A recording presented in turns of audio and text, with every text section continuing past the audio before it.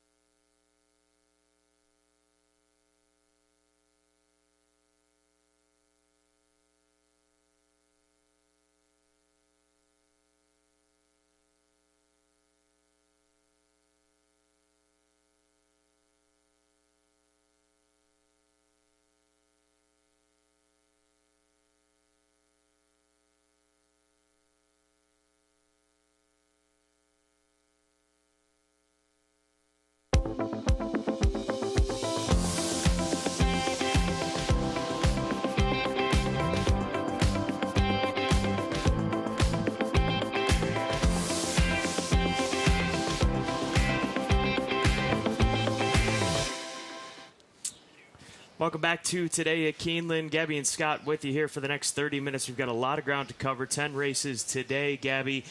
Phenomenal weather once again as the weather starts to warm up over the course of this week after the cold spell we had midweek. But 2 stakes races today. The 3-year-old stakes center stage as far as the sprint division for them right now. Yep. Perryville, and then the Lexus Raven Run. I'm glad to see you ditched your leather gloves as we are getting higher in temperature this weekend. Great features. Bookham Dano, so good. He's going to be a heavy favorite in that event. Knightsbridge could be his main opposition. And then in the Raven Run, Emery, she definitely seems like she's got the target on her back. There are some stars as far as the 3-year-olds today in the Perryville and the Lexus Raven Run. Also, a reminder that we have a couple of carryovers that you'll want to focus in on in your handicapping. And race number 5 starts the Pick 6, that $26,000 carryover from yesterday. So races 5 through 10, the Pick 6 sequence, and then another Toyota Super High 5 carryover for the 10th and final today, over $7,800. So the Pick 6 carryover, Super High 5 carryover presented by Toyota, the 2 carryovers on this Saturday afternoon. Let's take a look back at the Friday action here yesterday at Keeneland Racecourse. We'll go to race number 4, and Jimmy Graham for Mac Robertson and the McGowans of Extreme Racing. She was able to go gate to wire and just get there in time to take race number 4. Yeah, they were coming for her, that's for sure, but somehow she did hold off the late challenges there. Congratulations to the connections. And then Amarth. So this is a filly that was really well backed by the public first time out. She didn't really run well, and she had some trouble that day, but she came back with those impressive workouts and happened to get the job done in her second start. Big, happy crowd in the winner's circle. Featured 8th event, Just the Care was just simply too quick for them, and credit to Rusty Arnold getting this filly ready to roll off the layoff. She ran a cracker yesterday under Luis Saez. And she looked so good as well. She didn't look like she was coming off of a layoff from February. And then we take you to the 9th race. This was the biggest price of the afternoon, probably contributing to this Pick 6 carryover today. 31-1 with Sturgeon Moon rallying up on the inside for trainer Paula Lobo and OXO Equine. And Instagram filly coming out of those races at Horseshoe Indianapolis, loving every bit of the ground yesterday in race number 9. She's one of the big reasons why we have that Pick 6 carryover. Jockey standings. Luis Saez had a very productive day yesterday. He's now 3 wins off of Tyler Gaffleone. Jose Ortiz, he's 4 off of T-Gaff. Flavian Pratt, Florent Giroux round out the top 5. Brad Cox 2 in front of Ree Brisset. Insane meet he's having. He's winning with all different types of horses, and I think he can add to this with Authentic Strike a little bit later today. Yeah, we'll talk. I don't.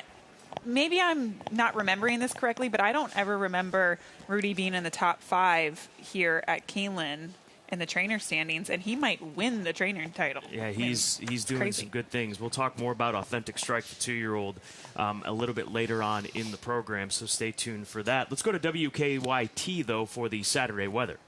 Well, we are looking at a beautiful day at Keeneland as we're going to see lots of sunshine throughout the day. Of course, it is going to be a chilly start out there, but we get into the afternoon, temperatures will be warming up quite nicely. We'll see temperatures at least into the low to mid 60s by the time we hit noon.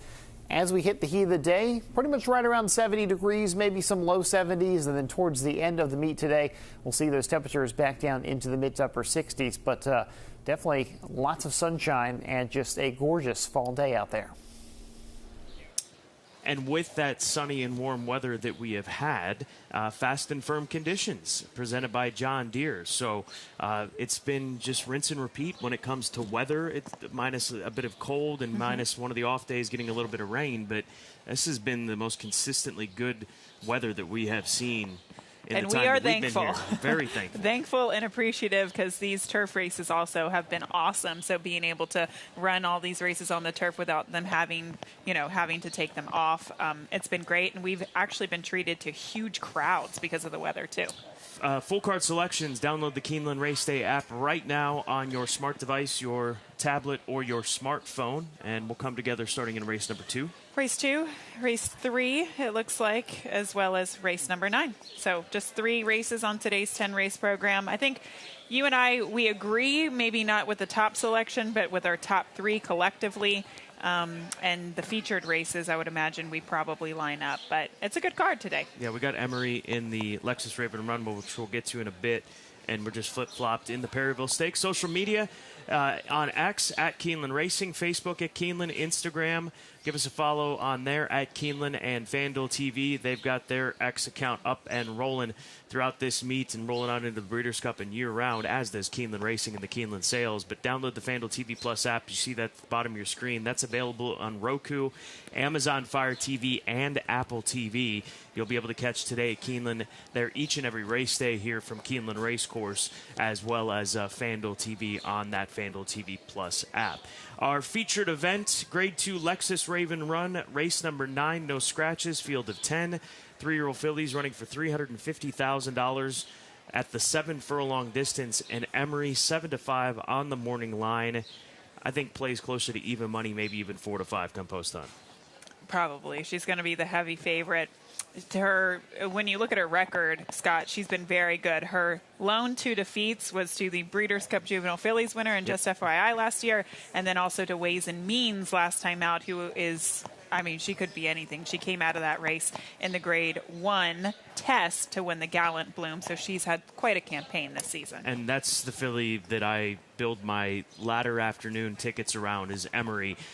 She's the number 5 horse. As you saw, we take you back to the Grade 1 test at Saratoga at the beginning of August, and that's Ways and Means right alongside of her. She gets past, but she dug back in. This was a positive response after being passed by Ways and Means in this race. She's in a battle for the second money at this point in time, and right here she finds another gear. She starts to put it back on a little bit to keep herself in front of My Main Squeeze, who's part of today's Lexus Raven Run. But this effort, her winning the Grade 3 victory ride, she beat a filly named Mystic Lake, who would go over and win a graded stakes race at Charlestown.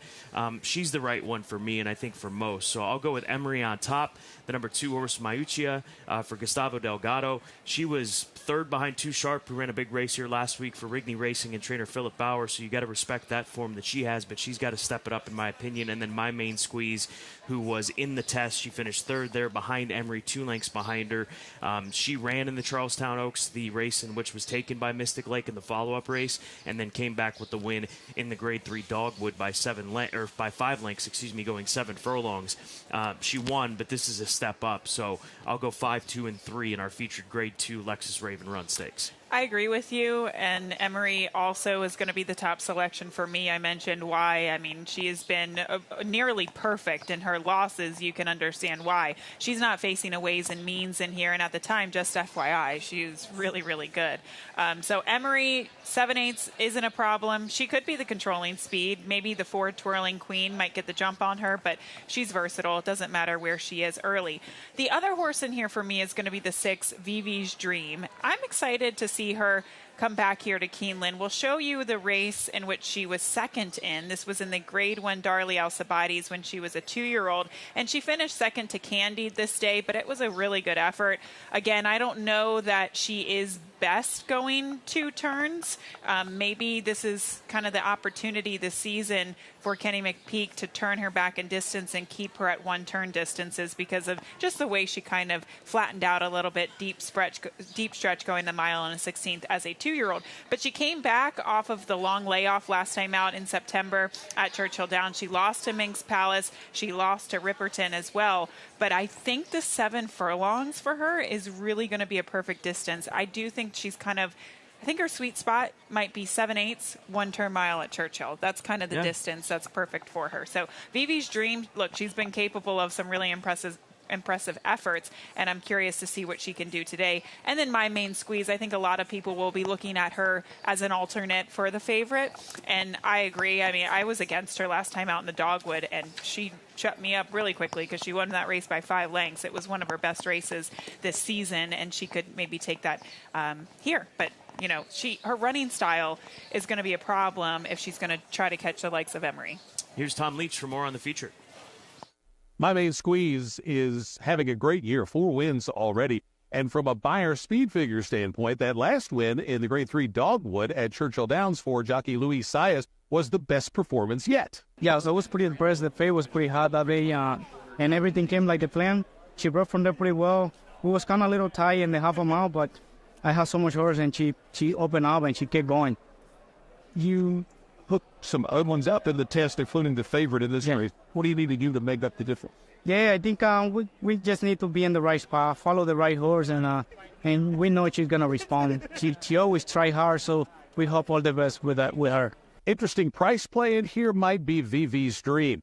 Now, she was on the Kentucky Oaks Trail after an outstanding 2-year-old season. That didn't work out so well, so they gave her a break, brought her back last time in an allowance race at Churchill. She was trapped in a box down along the inside until really mid-stretch. So I think she improves a lot off that race. We'll see if she can improve enough for jockey Brian Hernandez.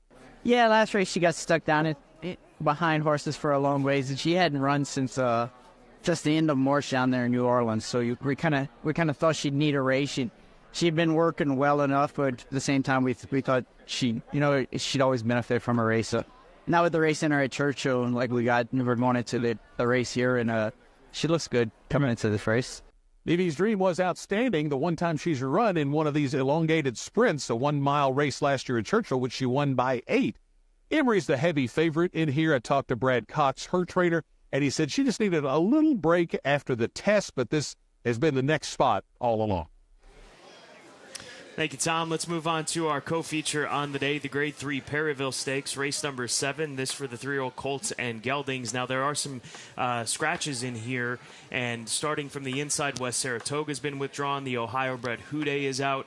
You touched on this yesterday, that Locked would be pointed towards a race in New York, an allowance race versus this race. Dilger, the 9 is scratched, and then the 13 and 14 are scratched. So a field that scratches down to a field of 9, and Bookham Dano and Knightsbridge are going to be the top 2 in the wagering in this race, undoubtedly. Which way it goes, I think it goes to Bookham Dano, and I end up going with this 3-year-old gelding by Bucaro for Derek Ryan, who's had a phenomenal 3-year-old season. He had a very productive 2-year-old season as well, picking up a couple of stakes wins back in 2023. But here's his run in the Alan Jerkins, in which he's down on, or finds himself on the outside of this race. And Derek Ryan said that he felt like the inside part of the track was where you wanted to be on this afternoon. But he's going to end up finishing 3rd, just beating a length and a quarter, going 7/8 of a mile in the end. So he finishes 3rd this day. And so we'll see how he fares. He ends up on the inside, flip-flop that. He felt like the outside part of the track is where he wanted to be. And that's where the top 2 horses were. In Domestic Product and Prince of Monaco. So beaten by good horses. He won the Woody Stevens. He almost beat Forever Young in the 1-mile Saudi Derby. He won the Jersey Shore. I mean, there's a lot of reasons to think that this is the gelding to beat here today. So give me Bookham Dano on top. Knightsbridge, big step up. 6-month layoff for the son of Nyquist for Bill Mott, and Godolphin, half-brother to Speaker's Corner, who was a sensational runner. Listening to the connections or reading the connections, they feel like this is a spot to get him started going again. It's a tough spot to take on Bookham Dano, but he's got a lot of ability, and obviously it's going to be the hardest race that he's ever seen in his career. So those 2 and me are clear of the rest of these runners in here. I go to Patriot Spirit on the cutback in distance as the 3rd choice. 3rd in the Hutchinson, going 6 furlongs earlier this spring. He's come into this race off of consecutive wins, including winning the Illinois Derby. Always be wary of the cutback in distance horse. Race Kane did it last year to win the Perryville. So Patriot Spirit for Mellon Patch and Michael Campbell, I think, is one that can be there in the end. He's got to step up to Bookham Dano and Knightsbridge, but I think he's a solid 3rd choice in here. Yeah, I agree with you, Scott. I think it comes down to these 2 horses. Bookham Dano clearly is the more accomplished horse. I guess you have to think, okay, he ran a huge race after his layoff from Saudi in the Woody Stevens. He won that race. Then they shipped him down to Monmouth to win another race, and then shipped him back up to Saratoga to run his best race in his life, even in defeat, a 104 Beyer speed figure. So he has had a stiff campaign this summer, whereas Knightsbridge, we haven't seen him since March. So I think both of these horses might have obstacles to overcome. Can Bookham Dano deliver his A game after such a stiff campaign? And can Knightsbridge be fast enough or fit enough in order to win today at 7/8? We'll take a look at his last race. This was on Florida Derby week, in fact, and he dominated this field. He was a heavy, heavy, heavy favorite. He won by 9 lengths. He's a horse that has natural speed. Yeah, everything went his way in this race. It was a weak field. He was forwardly placed. It was a slow pace. The horse could have won probably by 15 lengths. Yep. I mean, you can see Junior Alvarado just wrapping up on him. Godolphin, you mentioned the pedigree here. I think this is a very confident move by Belmont. He is eligible, right, for a 2 other than. He could find maybe an easier spot, but this race is very tough, and I think that speaks, and they didn't scratch. He's staying in here, and I think that speaks to their confidence behind this horse in Knightsbridge. So for me, it's those two, and then I am excited to see Epic Ride return. I was hearing some comments from John Ennis saying that this horse has just really matured since giving him some time. He actually ran a huge race in the Bluegrass, finishing 3rd behind Sierra Leone in just a touch. Didn't run too well in the Derby, but he also drew post 20 of 20 in the Kentucky Derby. So I think he's a really nice horse, and I'm curious to see him come back off the shelf. Really opens up. I mean, you as far as after you get away from those top 2 with Bookham Dano and Knightsbridge. So look forward to that. Let's go on to our key races of the afternoon. We'll roll it back to race number 4 to begin the conversation. First level allowance condition, $110,000 purse. First wire finish at a mile and a 16th, and Jack's Time, the number 7 horse on the outside, is the 8-5 morning line favorite. This is a son of Not This Time. We'll get more into this race with Authentic Strike, as I promised. We'll be showing his workout, which is, to me, one of the best workouts that we have seen in showing them this meet here on Today at Keeneland. But Jack's Time, here's an Iowa bred for the Albaugh family stables. Not This Time was their runner. He stands out at TaylorMade for them, and this is a colt that was debuted at Prairie Meadows, winning by 10 lengths. He didn't break all that sharp. He's down on the inside. You can see here he sort of misses the kick. Glenn Corbett is going to get him into the race, not get him shut off, and then he's going to just cruise home to victory. This is going 5.5 furlongs on this afternoon. And we take it back to the top of the stretch. You can see how he's just settled him out on the front end, and he's going to dominate this race and win by 10 lengths in the end. Out of this race, they try him in the Grade 3 Iroquois. He was down on the inside that day. He didn't get quite the position after breaking from that inside post, but if he doesn't look like a route horse, I don't know what does, especially for a 2-year-old. He looks like a very well built 2-year-old. He's well bred. We know that. He's out of an Into Mischief First Dam. I like this horse coming here to Keeneland Racecourse and tackling Authentic Strike, who's likely going to be one of the favorites in this race, if not goes off as the favorite for Rudy Brisset. Yeah, he's a very interesting horse, and I'm happy you showed that gate break, because that's never an ideal trip, to break slowly and then rush up, and he was not fazed by it whatsoever. I'm going to take us to the 6th race. It is a wide-open event. Scratch the 5, Time for Truth. The 4 is going to be the 3-2 favorite. I don't see it that way. I mean, he could win. He's been off since the Commonwealth back in April. I know Wesley, he does well with these types of layoffs, but I don't know, Scott. Did you see him as being that heavy of a favorite in here? I think he probably goes off of the favorite. I like Two Eagles River in there. Okay. I like him on the cup. Okay, so you at least agree with me that the conversation is greater than just him. Sure. Yeah. Oh, yeah, no doubt. So the 10 Fort Warren, Tom Amos, we all know how good of a claiming trainer he is. And sometimes he can pick up these horses at high-level allowance races, claim them, and do well with them. Fort Warren will take you back to this race on June 16th, the 16th of June. And this is a race in which he finished second to Candyman Rocket. Chat-A-Lot was also in that race. I mean, it was a quality allowance race. He posted a 90 Beyer speed figure for that second-place effort. It was going 5.5 furlongs. He chased those early fractions. You can see Candyman Rocket. He kind of closed from off of it and goes on to win by a couple of lengths in the end. But Tom is just so good at claiming horses and then just kind of fine-tuning them off the layoff, especially sprinters, dirt sprinters. He didn't show up last time out. He probably needed the race off of a freshening. I just have always really liked this horse. I've always thought that he's a good horse, and maybe Tom has claimed a good one for $80,000. I mean, they dipped him for $80,000 to get him last time out, and hopefully it's worth it. But I like him. The 10 Fort Warren on top, 10-4-7 for me. Let's go to our clock report. Race number 4, Authentic Strike. Here's the workout that I think many will be talking about when you consider who he's working in company with. He's down on the inside, up against the rail. This is a 2-year-old working with a Grade 1 winner, Mulligan, who's going to be one of the favorites for the Breeders' Cup Sprint 2 weeks from today. Again, 2-year-old working with a 4-year-old who's a Grade 1 winner down on the inside of Mulligan. I know. And I was there when Authentic Strike did win his debut for trainer Rudy Brisset, and I know he thinks very, very highly of him, probably because of that. He can go heads up with grade 1 winners. That's great stuff and great video there. So his price just came down. Race number 9, Mixed Palace. The number 7 horse, 48 and 4 3-year-old daughter of Palace Music, drilled a half mile in that time on the 12th of October for Eddie Keneally, and comes off of a sharp 2 other than allowance win at Churchill back on the 15th of last month, where she stepped off a 6 furlong in 109 and 1, and she's won 50% of her starts, reunited with Jose Ortiz. So Authentic Strike, the 3 in race 4, race 9, Minx Palace.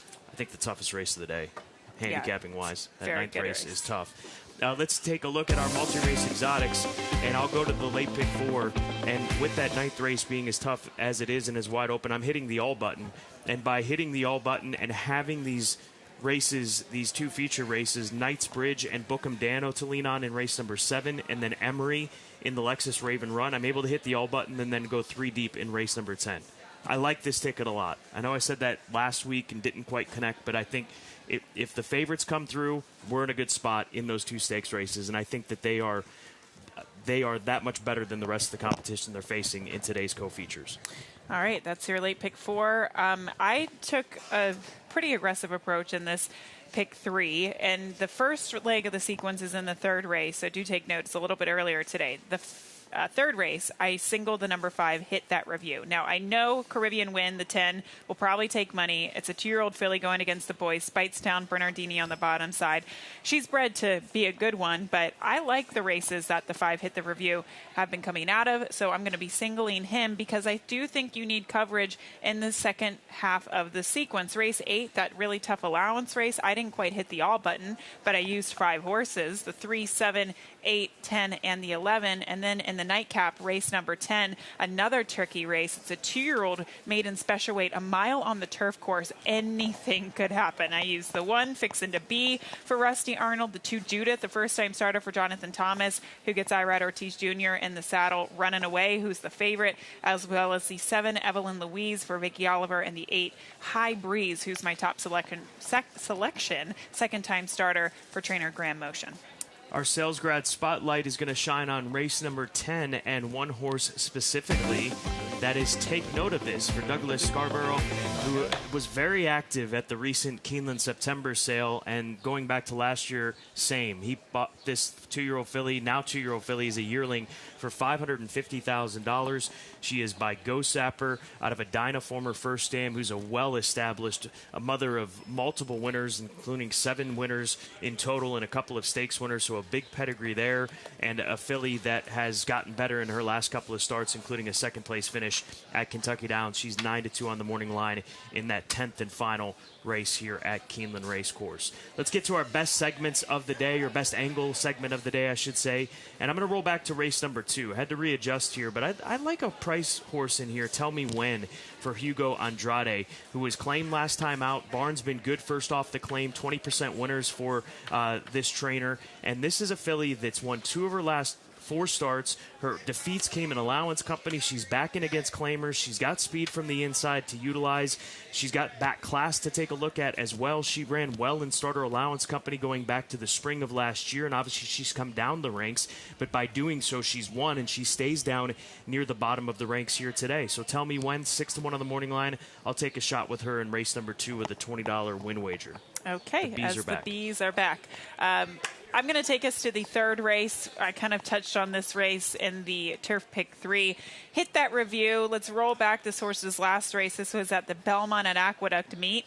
And what happened in this race, Scott, there was kind of a quick pace. It wasn't quick when you look at the time, like crazy fast, but it did seem like the field came together in the end, and the horses who were forwardly placed got really tired. You can see these 2 horses completely circling the field, and it really just came down to a 2-horse race in the end. He did wind up losing just by a neck, but still, look at how clear these horses are from the rest of the field. It was a good effort, and even prior to that, he finished second to Floodlights, who would come back and finish 3rd in the Indian Summer. I just think his competition has been stiff, and he finds the right type of field today. So 25 to win on the 5. Hit That Review. He will also be my single in the Turf Pick 3. Let's go to Tom Leach for his Saturday long shot play of the day.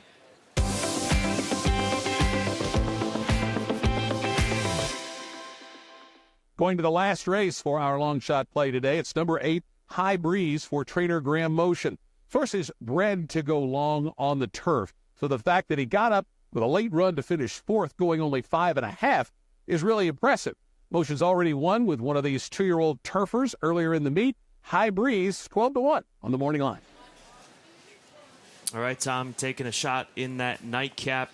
It really is an interesting late pick forward, just going back to that for a moment, because, I mean, I don't want to say obvious. Nothing is obvious. Nothing is absolute, as we've said to each other many times in this sport, Sure. or any sport Things for that change. matter. But with the 2 stakes races and Emery looking like a standout in the Raven Run, Lexus Raven Run, and then those 2 contenders that we talked about, Knightsbridge and Bookham Dano in the Perryville, it makes for an intriguing approach, because if you can come up with an idea to beat them, it's going to pay a lot of money if a horse can come through and spring an upset. I just personally do not see it happening. If one of the 2 favorites were to lose, which one do you think it would be? It's a Well, hard. you got 2 favorites in one, essentially, right? So and then Emery. I'd say Emery or Bookham Dano. Who's the likeliest winner out of those 2? Emery. Emery. Okay. How about So then maybe people think that Bookham Dano might be a little vulnerable and you try to beat him in the pick 5, but that could be hard. It's going to be a tough task to beat those horses. Yeah. I mean, that's just how I see it this afternoon in these 2 stakes races. We've got a great Saturday. Don't forget 2 carryovers just to revisit that. Starting in race number 5 with the pick 6, over $26,000, $26,809 to be exact. The Toyota Super High 5, race number 10. We've got a great race there to close out the card with another turf event with 2-year-old fillies. Over $7,800 in the Toyota Super High 5 in race number 10. Post time for that one, 5:48 Eastern time. We covered a lot of ground. Well done. We did, and we did it quickly and confidently. Good job, Scott. Proud of you. Big Saturday at Keeneland. Enjoy it. For Scott and Gabby, we're out.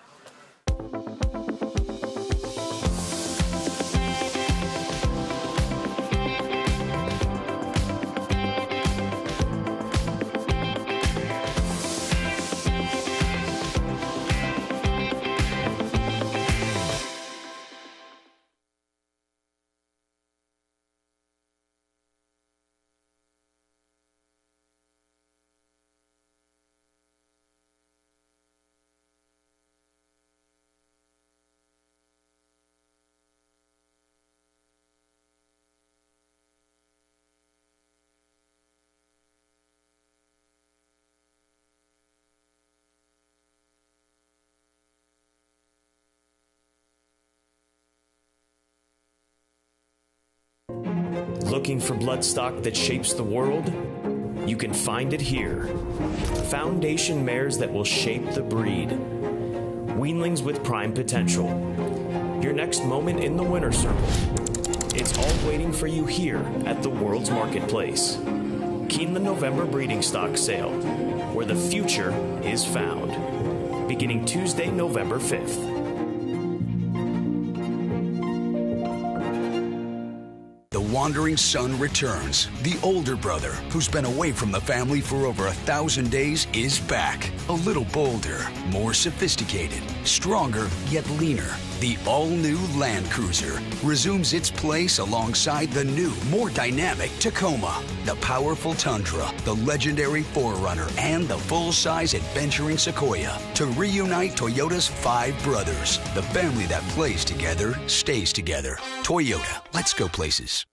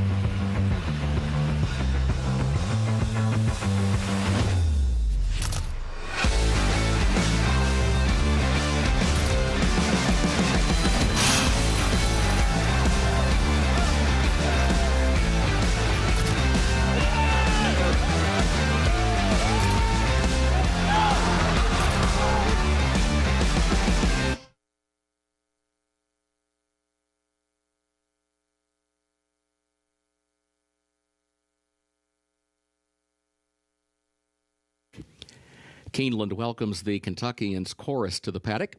The Kentuckians Chorus is based in Lexington. They are part of the Barbershop Harmony Society, which has over 800 chapters throughout the United States and Canada. Joined by the University of Kentucky, ROTC, to present the colors, the Kentuckians Chorus will first present our state song, My Old Kentucky Home. Shines bright on my old Kentucky home. 'Tis summer, the old folks are gay. The corn tops ripe and the meadows in the bloom, and the birds make music all the day. Oh, the young folks roll on the little cabin floor, all merry, all happy and bright. By and by hard times come a-knocking at the door, then my old Kentucky home, good night. Weep no more, my lady, oh, weep no more today. We will sing one song for my old Kentucky home, for my old Kentucky home, far away,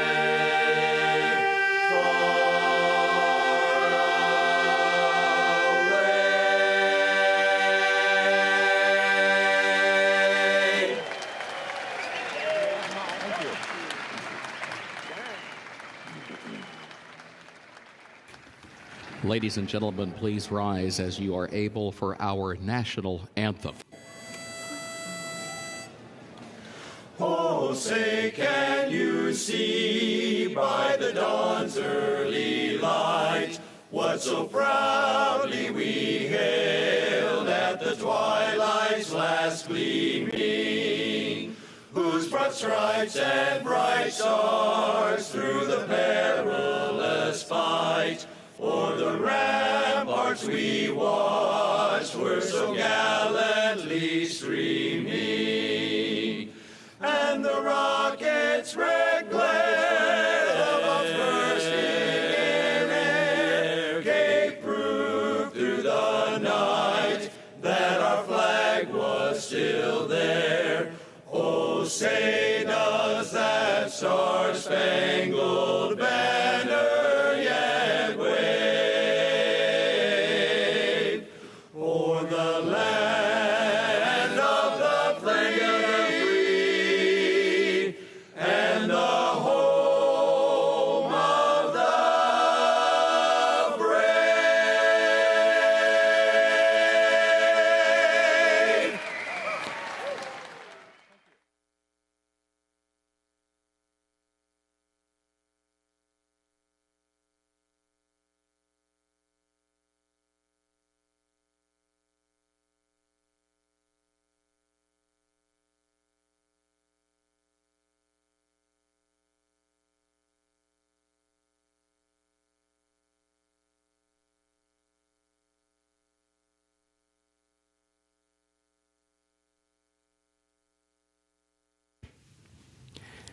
Keeneland is proud to recognize Paul Finley with Finance as the Employee of the Day. Congratulations, Paul.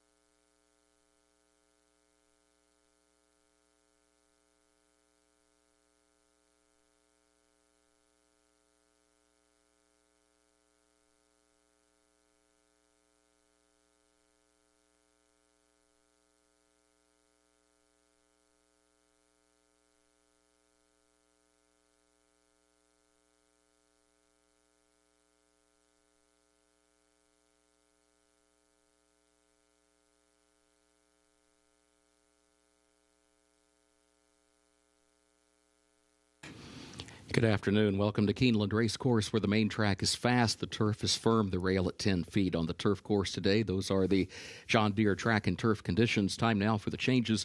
First race starts the first of the day's rolling doubles and pick threes. Also begins the early pick five, no carryover. In that first race, scratch number 5, Shanette. First race, scratch the 5, Shanette. Second race starts the early pick 4. Scratch number 3, Lil Town Sis. And scratch number 4, Abitabi. That's in the second race. Scratch number 3, Lil Town Sis, and scratch number 4, Abitabi. Jockey change on number 8, Always Smiling, Martine Schwann. Number 8, Always Smiling, the jockey, Martine Schwann. Third race starts the Keeneland Turf Pick 3, made up of races 3, 8, and 10. In that third race, take out the also eligibles 13 through 16. They did not draw into the race. Change of equipment, number 8, Jack's Promise, blinkers on. Change of equipment, number 8, Jack's Promise, blinkers on. Fourth race has no changes. Race 5 starts the pick 6, $26,809 the carryover. In race 5, scratch the 4, Halfway Tempted. Scratch number 4, Halfway Tempted. Overweight, number 1, Blue Line, the jockey 2 pounds over. Number 1, Blue Line, the jockey 2 pounds over. Race 6 starts the late pick 5, no carryover. Scratch number 5, Time for Truth. That's race 6, scratch number 5, Time for Truth. Jockey change for the 9, Payzone, Jaime Torres. Number 9, Payzone, the jockey, Jaime Torres. Seventh race, the Perryville, starts the late pick 4. In that seventh race, scratch the 2, West Saratoga. Scratch number 4, Houday. Scratch number 9, Dilger. Scratch number 10, Locked. And scratch number 13, Save the Trees. That's the seventh race, the Perryville. Scratch 2, West Saratoga. Scratch the 4, Houday. Scratch the 9, Dilger. Scratch number 10, Locked. And scratch number 13, Save the Trees. Please note, number 14 draws into the race. 14, Brunacini draws into the race. Jockey as programmed. Eighth race. Scratch the 12, Taking Candy. And scratch 13, Quadra Island.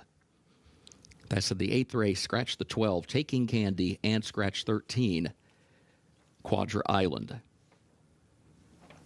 Race 9, the featured Lexus Raven Run.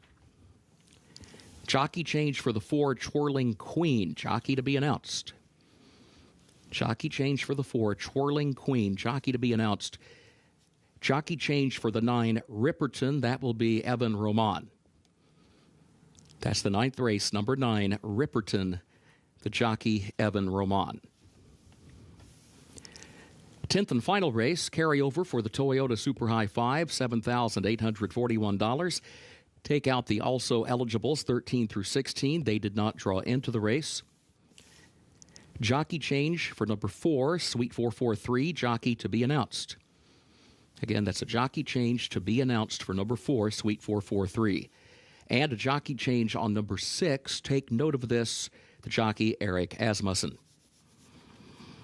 Number 6. Take note of this. Jockey, Eric Asmussen. And those are the current program changes. Time now to check in with Scott Hazelton and Gabby Gaudette. We welcome you back to Keeneland on a gorgeous Saturday fall afternoon. And Gabby, we got 10 races ahead, a couple of carryovers as well before we talk about the stakes racing, starting with the pick 6, over $26,000 carrying from yesterday, and the Toyota Super High 5, over $7,800 in the 10th and final. Super High 5 is going to be the last race of the day, and the pick 6 does kick off in the 5th race, $26,000 carryover. It's a good sequence, and included in that sequence are 2 featured races, the Perryville and the Lexus Raven Run. Yeah, the sophomores get center stage today, and starting with the Perryville, got grade 3 event for the straight 3-year-olds. We've got some really good horses in here, but the leader of this group coming in has to be Bookham Dano, Grade 1 winner, almost beat Forever Young in the Saudi Derby going back to February. He's had a fantastic 3-year-old season. He's definitely the horse to beat, but I also thought that Knightsbridge was a really interesting horse. Last time we saw him was actually Florida Derby week for trainer Bill Mott, where he dominated against that group, but he's kind of picked his spots with this horse. Lightly raced, only 2 career performances. And then race number 9 is the Grade 2 Lexus Raven Rudden for the 3-year-old fillies. And Emery, is she a standout? Is she the standout? Yeah. When I'm looking at the latter half of the card and constructing those pick 4s and pick 5s, I personally thought she was a single. It's a great card. Enjoy this Saturday here at Keeneland.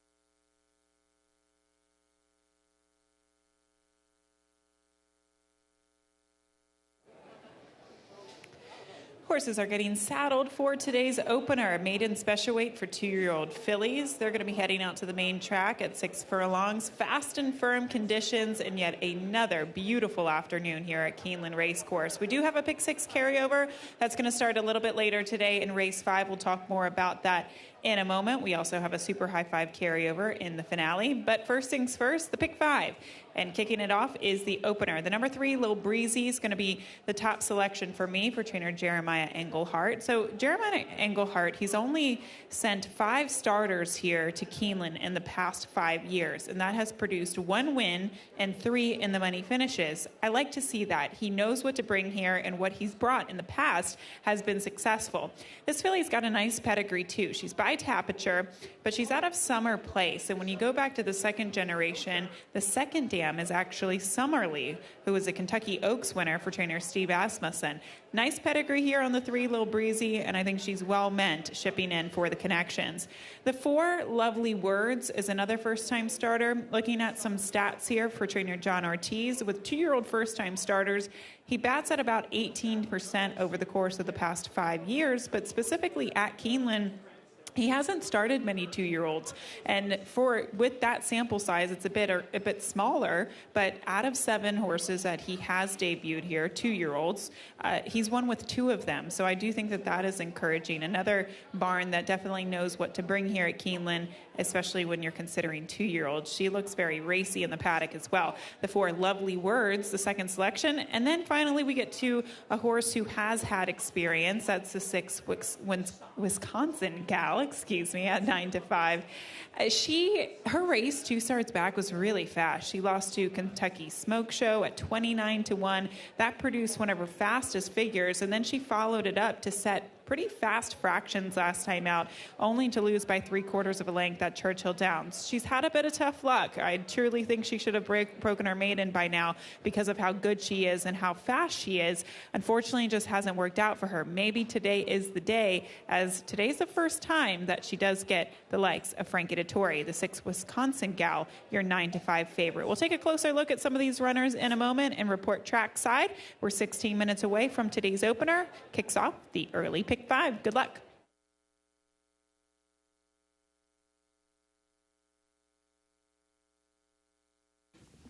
Looking ahead to Keeneland's 9th race.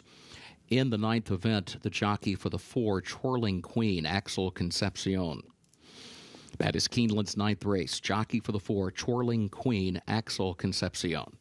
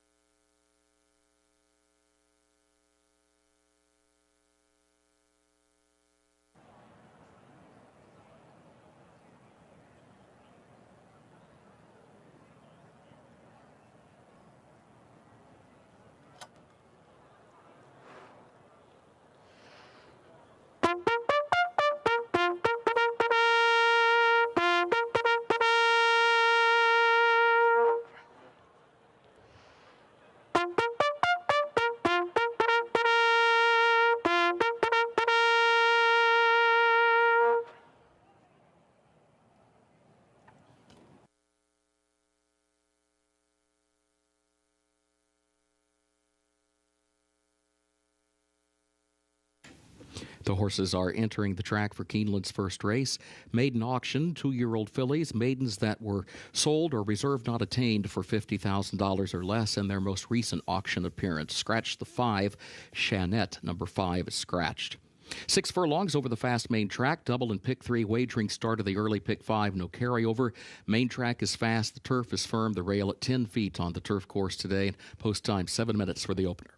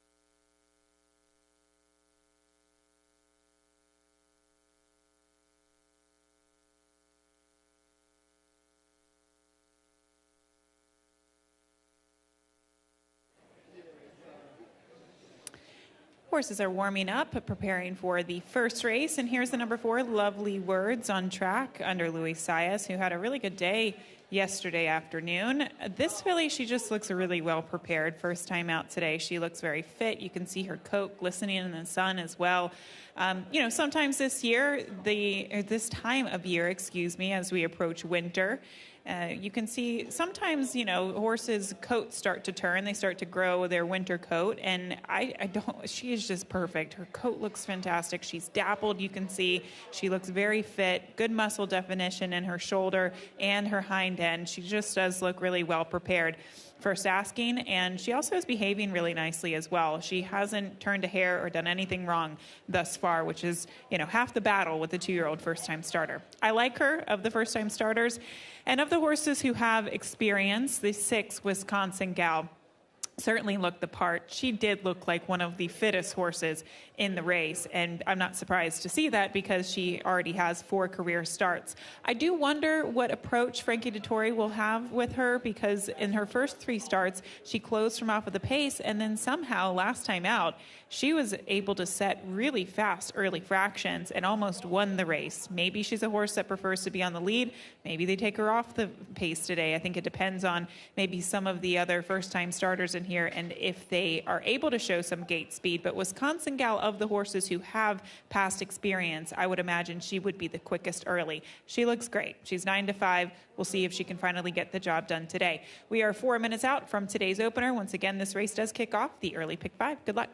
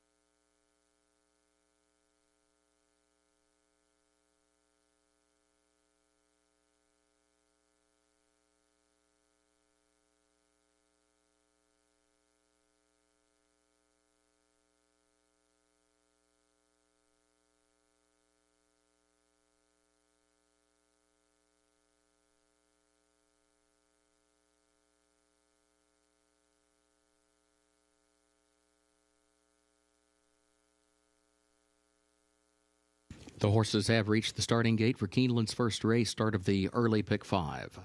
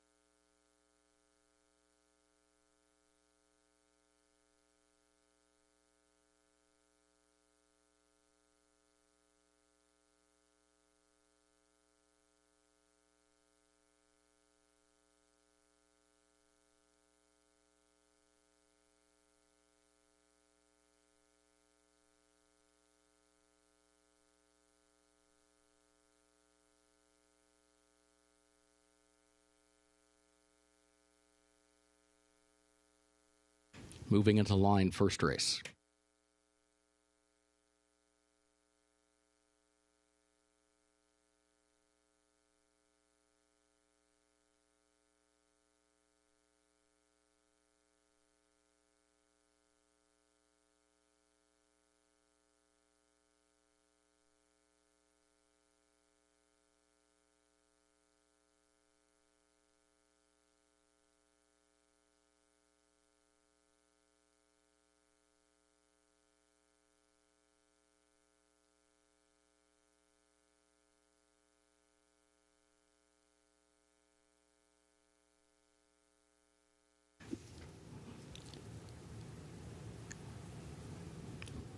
Kiana approaches the gate.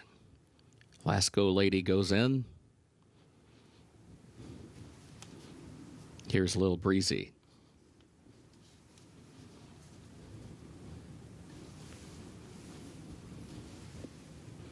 Now, Lovely Words. My Bossy Lady, the last one coming forward. Goes in, they're at the post.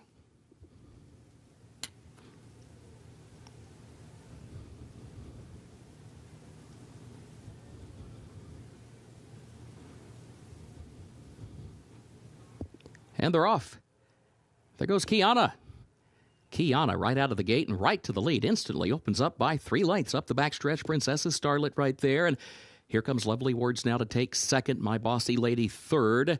And then comes Wisconsin Gal, who moves up fourth, now third to challenge for second. Mimi's Grace further back is fifth down toward the inside. Little Breezy alongside her is sixth. Lasco Lady seventh. Princess's Starlet is now eighth toward the inside. And Moochie Girl is last of the 9. The opening quarter went in 22.32 seconds. Kiana is the leader. Kiana leads it by 2 lengths around the turn. Wisconsin Gal is second, a length and a half. Lovely Words is third. Mimi's Grace is fourth. Now tries to find some running room from between horses. Headed off the turn. Lil Breezy fifth on her outside into the stretch. Kiana leads. Kiana by 3 lengths. Wisconsin Gal outside. Lovely Words is toward the rail. She's still third. And then Mimi's Grace and Lil Breezy. Kiana into the final furlong maintains a 3-length advantage. Wisconsin Gal in second. And then Lovely Words is third back toward the rail, followed by Lil Breezy. It is Kiana to win it. Kiana, Walter Rodriguez to take the opener on this Saturday at Keeneland. Little Breezy came up from the far outside to grab second. Photo for show.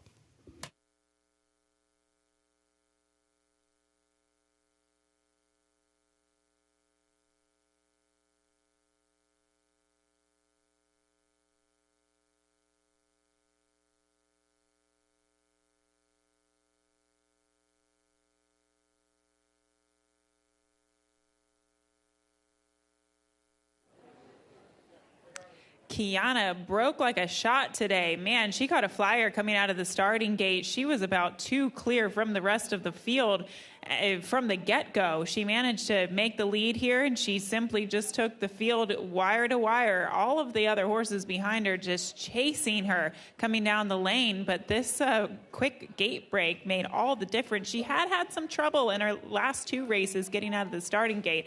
Certainly didn't seem to be the case today. She breaks on top and, like I mentioned, goes wire to wire in here to kick off today's opener at 5-2.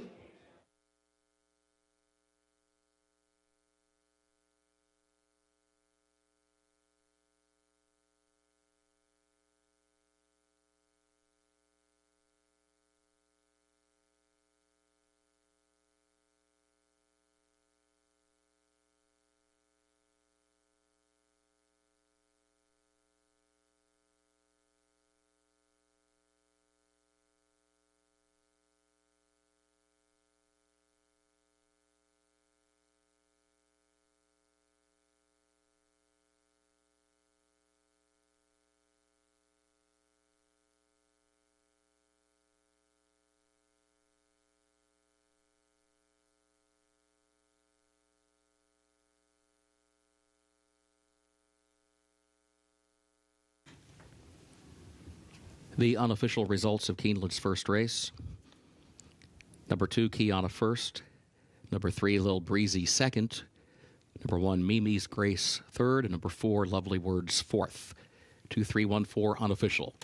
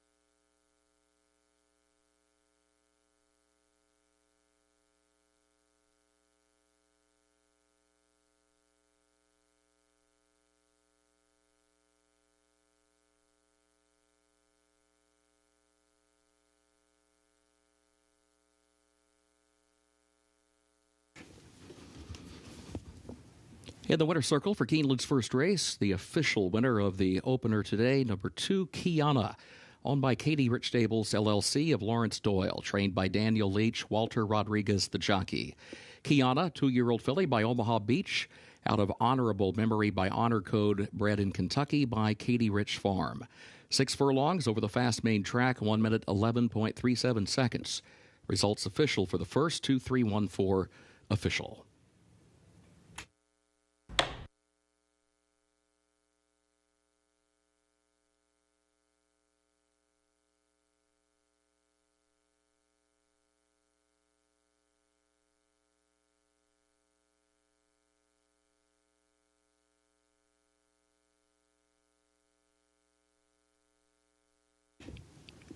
Keeneland's second race upcoming, double and pick 3 wagering start of the early pick 4.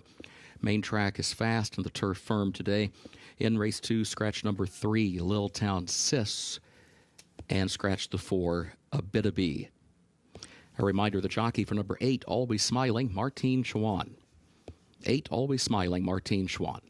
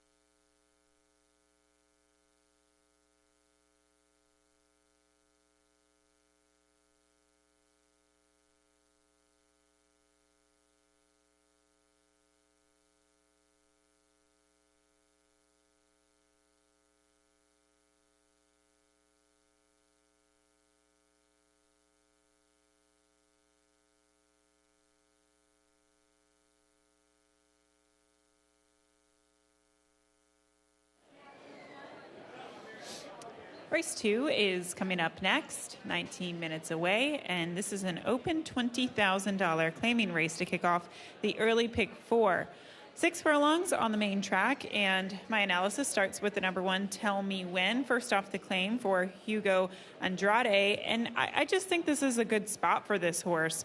I do think that she'll be able to make the lead today from that rail post position. She should be able to get the jump on the rest of the field. I don't think that anybody is as fast as she is. Maybe the 5, Little Miss Camille, but she has the advantage of being on the inside, and that's exactly what she did last time out. She broke from post position number 3. She was going 6 furlongs. She showed good gate speed, and she took the field wire to wire in that event. Now, when you look at her allowance races even prior to that, I do think she definitely needed the class relief last time out. But prior to that, she had to run against the likes of Sing a Little Song, who's a very nice filly. She's kind of been stacked up against it occasionally from a class standpoint, and she still actually ran very well in those races. So I think that just shows her versatility and also her talent and heart. I did pick her on top, as does the betting public. She's 9-5 right now. The number 8, Always Smiling, for Matt Williams, comes in off of a win. Primarily Canterbury and Prairie Meadows form that you find with the number 8, Always Smiling. But even when you go back and you look at her races in the beginning of the year at Oaklawn, she was pretty competitive against, maybe inferior competition, but I think those numbers kind of stack up against this competition here today. Martine Schwann does get the pickup mount for the number 8, Always Smiling, and she's another one that's not that slow. I think she'll be forwardly placed, but she doesn't need the lead, and I don't know that she gets the lead today either. A horse that's probably not going to get the lead is the number 2, Stand By You. So if there are a couple of horses that vie for that lead position, say the 1, the 5, and the 8, it could create a good scenario for the number 2, Stand By You, to close from off of the pace. That was a tough field that she faced last time out. It was an open $25,000 claiming race at Churchill Downs. She didn't really pick up the pieces at all, but she also didn't really have a fast pace to close into. If you look at a race back at Ellis in the middle of July, she finished second to Mazoku, who we saw run at this meet. She actually ran on the 9th of October here at Keeneland, and she won for starter 10,000. So we've seen horses that she's faced recently come here to Keeneland and perform well. I think Stand By You makes a ton of sense. It really just boils down to the well-timed move and also whether or not she gets a good pace in front of her. That's my thought here in race number 2. You can see Scott Hazelton goes to the 1, 9, and the 8 in today's second race, as we are 17 minutes out from today's pick 4. Good luck.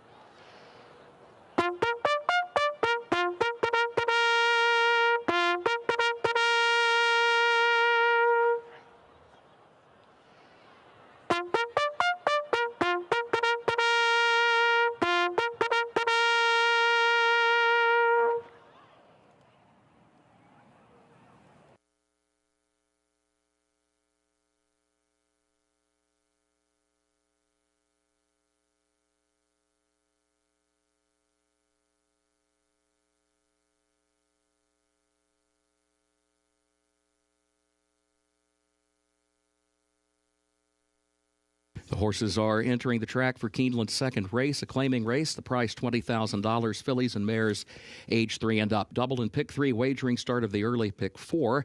Main track is fast. 6 furlongs here over the fast main track. Turf is listed firm today. In the second race, scratch 3, Lil Town Sis.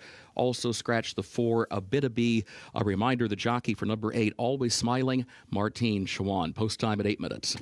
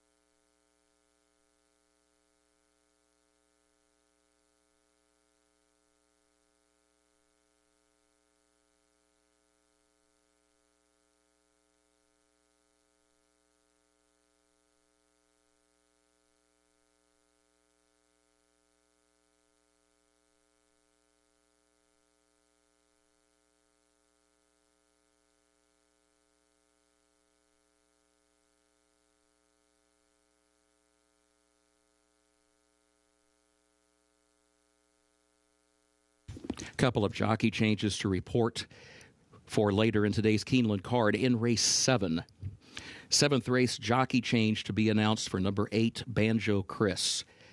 That's the 7th race, number 8, Banjo Chris, jockey to be announced.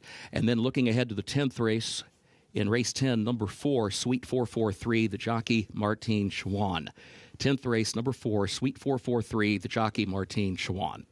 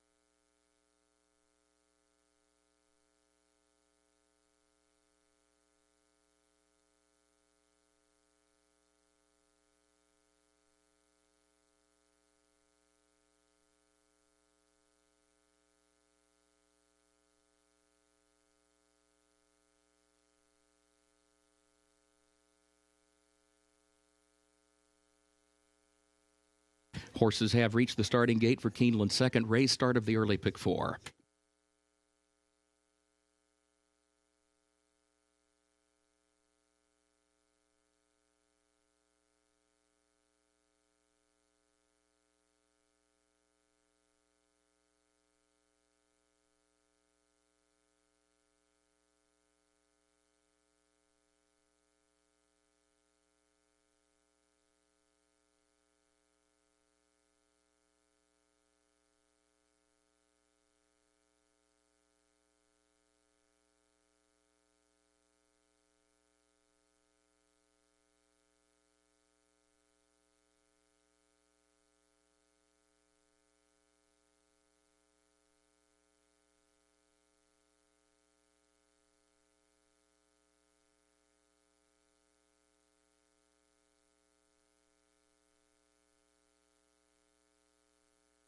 Moving into line, race 2.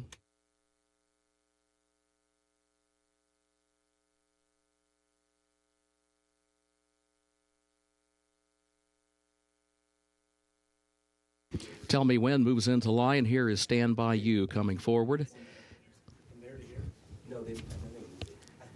Little Miss Camille takes her spot in the gate. Now Posh Play Day. 3 more to load. Here is Ruby's In Time. Always Smiling.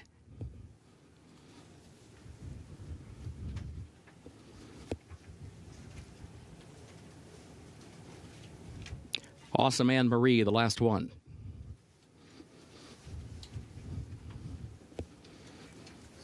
Coming forward. Goes in, they're at the post. And they're off.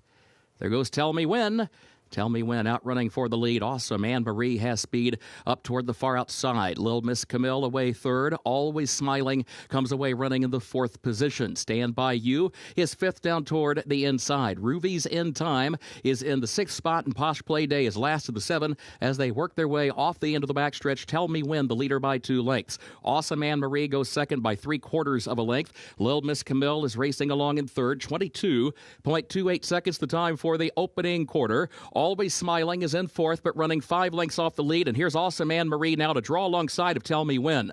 Awesome Anne Marie from the outside puts ahead in front as they turn for home. Tell Me When is still there, though, and fights on to the inside. 5 more lengths. Lil Miss Camille is third. Always Smiling is a wide 4th off the far turn. Awesome Anne Marie has the lead. Tell Me When is second. A length and a half separate the top 2 now. And then Stand By You goes to third, switches off the rail, furlong to go, and is still 5 lengths from the front. And Awesome Anne Marie has this one wrapped up. Awesome Anne Marie, Irad Ortiz Jr. aboard for the win. Stand By You will be second. Tell Me When third. And Lil Miss Camille across the line in 4th.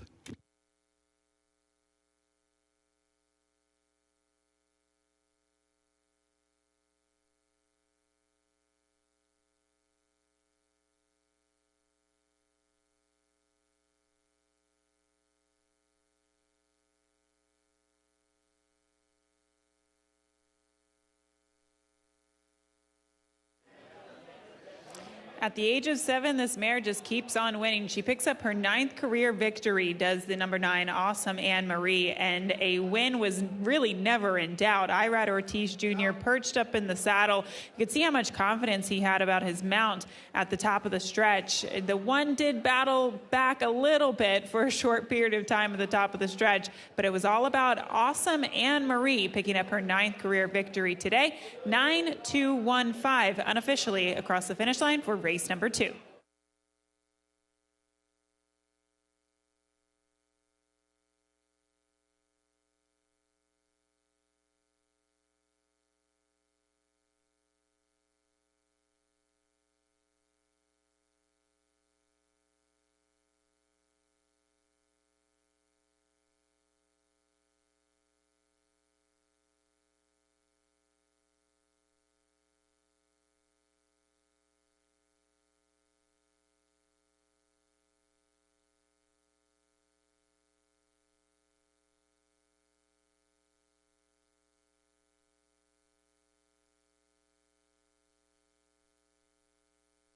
Unofficial results of Keeneland's second race: number 9, Awesome Anne Marie, was first.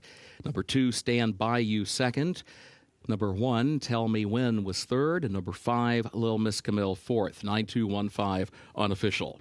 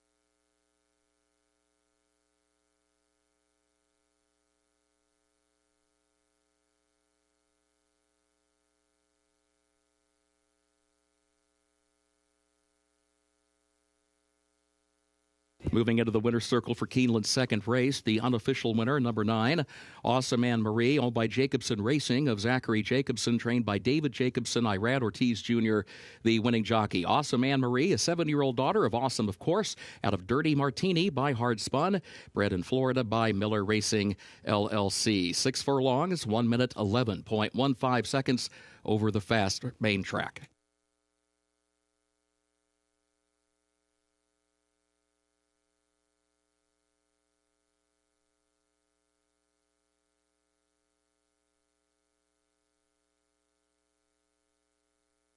Results official for the second race, 9215, the official results.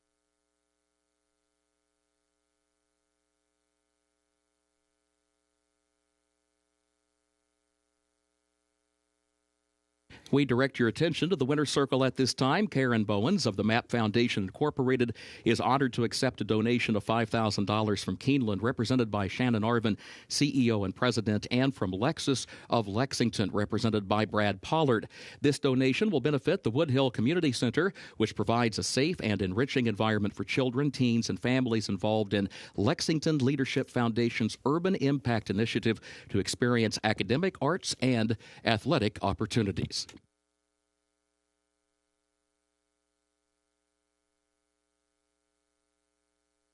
Keeneland's third race upcoming. The turf is firm, rail at 10 feet. Double and pick 3 wagering offered here at start of the Keeneland Turf Pick 3, made up of races 3, 8, and 10. Take out the also eligibles 13 through 16. They did not draw into the race. Change of equipment, number 8, Jack's Promise, blinkers on.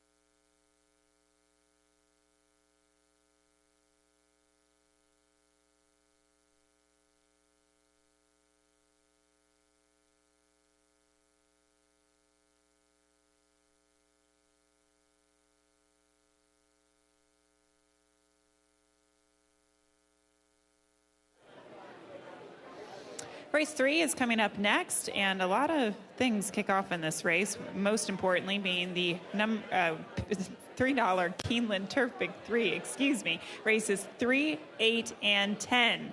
Sometimes this wager can start a little bit later in the card, so do take note that it does kick off in this third race. And it's a good race.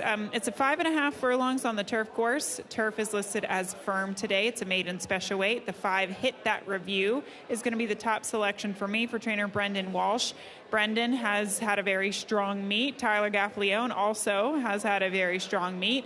And I hope that they can get another win here with Hit That Review.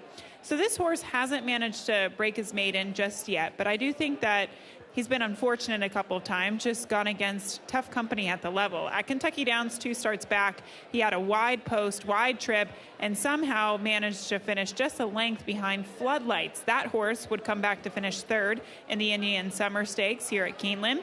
Following that effort, he shipped to Aqueduct, at the Belmont on Aqueduct meeting. And it was kind of a weird race. It seemed like the field came together and then 2 horses dashed away from the rest of the field.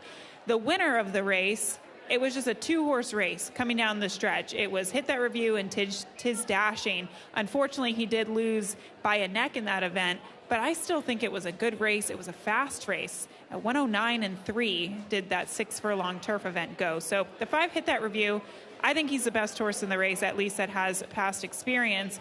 I'll throw in a long shot in second just to spice things up because I figured that the second price would be the 10 Caribbean Wind. If we can get her out of the exacta, it could pay well. The 11 Invisible, I thought just was really interesting. Joe Orsino, he's sent a couple of horses here to Kentucky, and what he has brought here to Kentucky has been competitive. He's very good with his turf sprinters.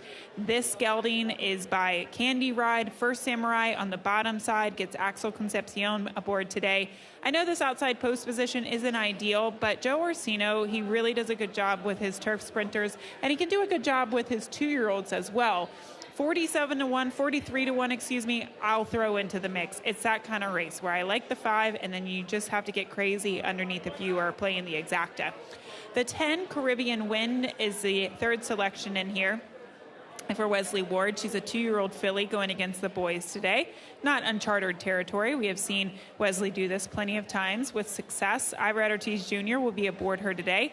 We haven't seen her since the spring meet. That was going 4.5 furlongs on the main track here. She lost as the heavy favorite in that event, but that was actually a good field. And sometimes we don't really see 2-year-olds in the spring go onward for the rest of the year, but actually a horse in that field was Vodka with a Twist. She was 4th in that race, and she would go on to finish 2nd in the Grade 1 Del Mar Debutante. So it's been a productive race. Now she does return sprinting on the turf. She's certainly bred for it, being the daughter of Speightstown, and she looks good. She's dappled, especially in her hindquarters there in the paddock.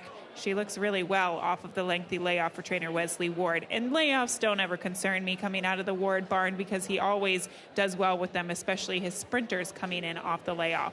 We'll take a closer look at some of these horses in a moment. This race once again does kick off that $3 Keeneland Turf Pick 3. And races 3, 8, 10 are within the sequence. So I'm singling in the first leg. I mentioned Hit That Review. I think if Hit That Review loses, it could just be crazy prices in here. In the 8th race, I have coverage. I thought that was a really challenging race. It's a 1 1/16 on the turf. An allowance event, I use the 3, the 7, the 8, the 10, and the 11. The 3 Irish Aces is certainly a horse to consider. I thought it was such a level playing field that I wanted to go with the biggest price of all, and that's the 7 Miranda Rights. Ira Ortiz Jr. will be aboard that horse. I hope that he can get a forward trip today.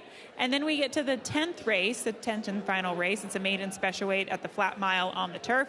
And I also have coverage there. I have Fixin' to Be, the 1, the 2 Judith is a first-time starter. The 3 Running Away is the favorite for Wesley Ward. And then 2 horses towards the outside, Evelyn Louise, who's the number 7 horse for Vicky Oliver, and the 8 High Breeze, a second-time starter here for trainer Graham Motion, going from sprint to route. And in fact, the 8 is my top selection at 12-1 on the morning line. It is a really fun sequence. If, like I said, if the 5 or the 10 doesn't win in this first leg of the sequence, it could create chaos in this turf pick 3. We could see some prices come in within this sequence. It's a fun one. Get your wagers in. We're 15 minutes away from race number 3.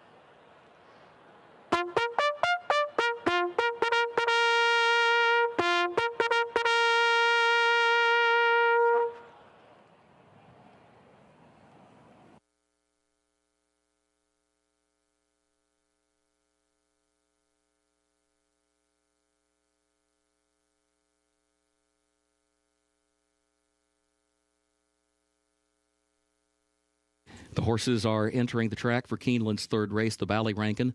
Maiden special weight for 2-year-olds at 5.5 furlongs over the turf listed firm. The rail at 10 feet.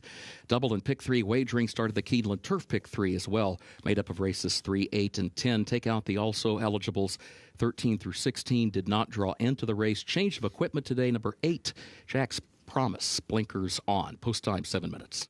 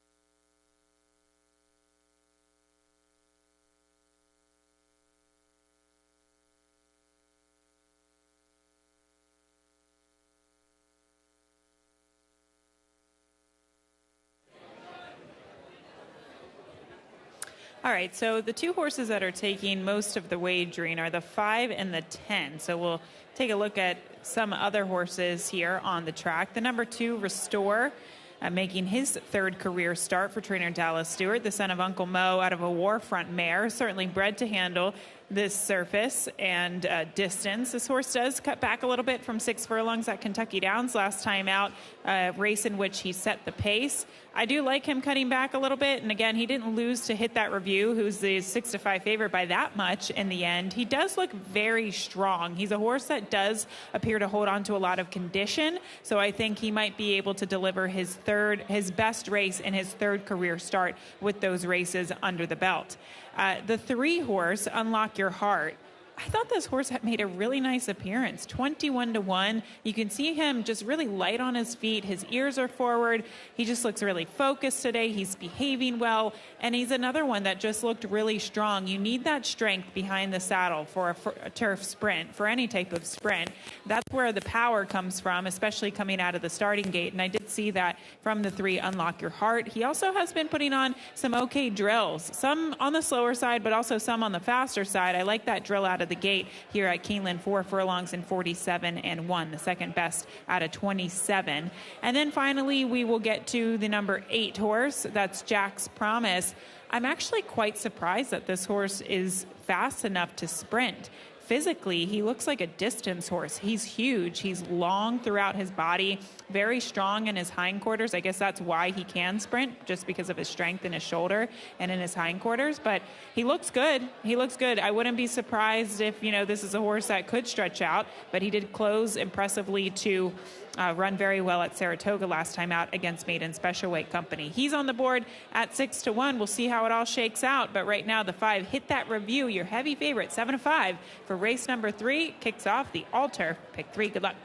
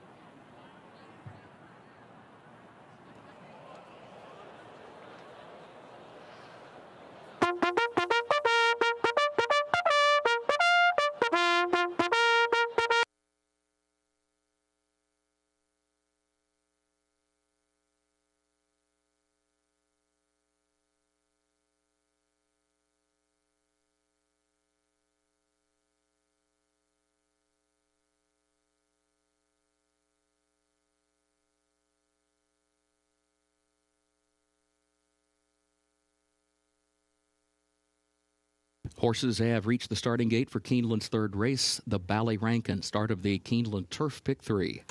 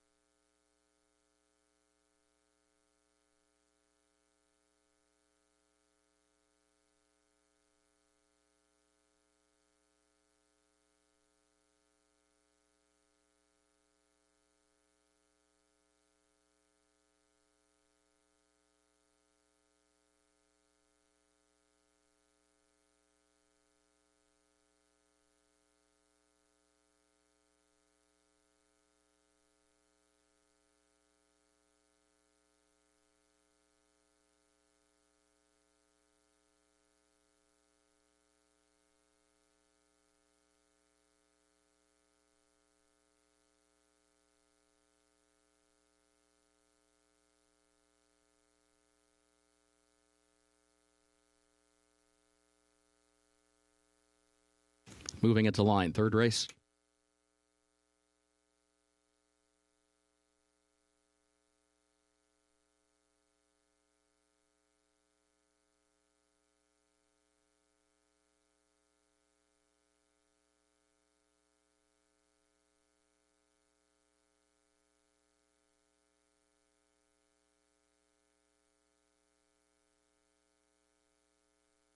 Unlock Your Heart goes into the gate. One Improbable comes forward.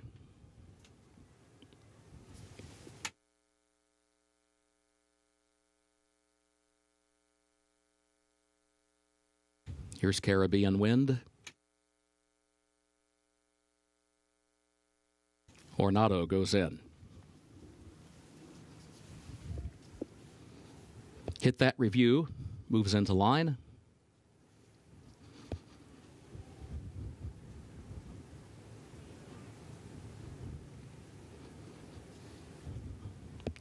Fling Ready approaches the gate.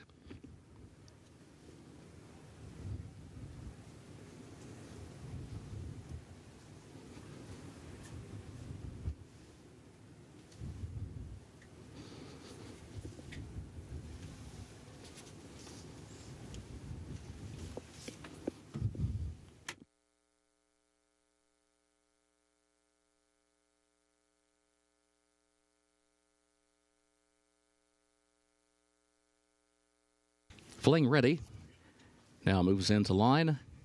Invisible comes forward. Sharp Swinger will be the last one.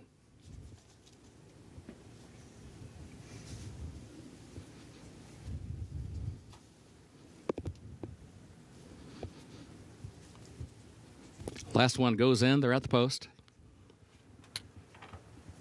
And they're off. There goes Caribbean Wind alertly with Hit That Review. Those two come forward in the opening strides. Ornado is away running third. Here's Restore. Kicks in fourth. Fling Ready. A lane off the rail is fifth. Zune Raider is sixth down toward the inside as they head for the far turn. Here's Unlock Your Heart moving up one spot from between horses into seventh. Caribbean Wind broke well, but now is eighth toward the outside. El Oso is in ninth in between horses. Sharp Swinger going to be wide near the back of the pack. One Improbable is now back in that ninth position, trying to move up in between horses as Zune Raider loses ground, drops out to the back with Invisible, and Jack's Promise is last. Off the far turn, it's Restore to the inside, and here's Ornado on the outside, and Hit That Review, who's third and has to swing to the far outside for the drive. Caribbean Wind 6 lengths off the lead in fourth. Restore, Ornado, Hit That Review is hitting another gear to the far outside. Here comes Hit That Review with clear sailing down the center of the course. Hit That Review. Tyler Gaffalione to win it. It will be Restore in second, followed by Ornado, and then Close for fourth.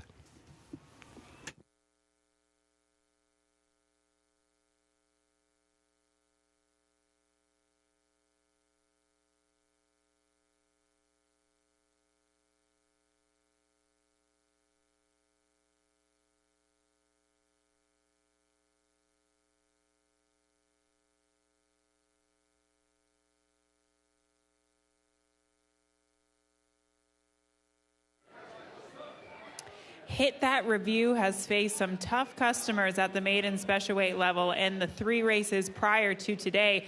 But today, he was the best horse in this field. He definitely had the class coming into today's effort, and Tyler Gaffalione rode him like he was the best horse. Stock from off the pace, he was a couple out in the clear, but the key was keeping him out in the clear so he could put on his turn of foot and close to get this victory in race number 3. Even money on the 5. Hit That Review, your unofficial winner of race number 3, 5-2-4 unofficially.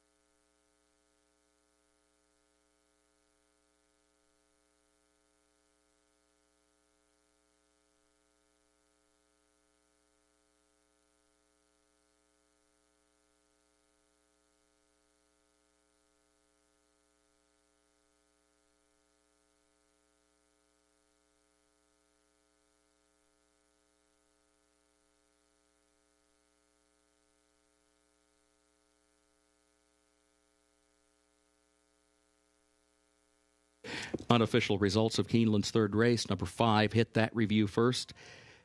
2, Restore second. 4, Ornado third. And number 3, Unlock Your Heart fourth. 5-2-4-3 unofficial.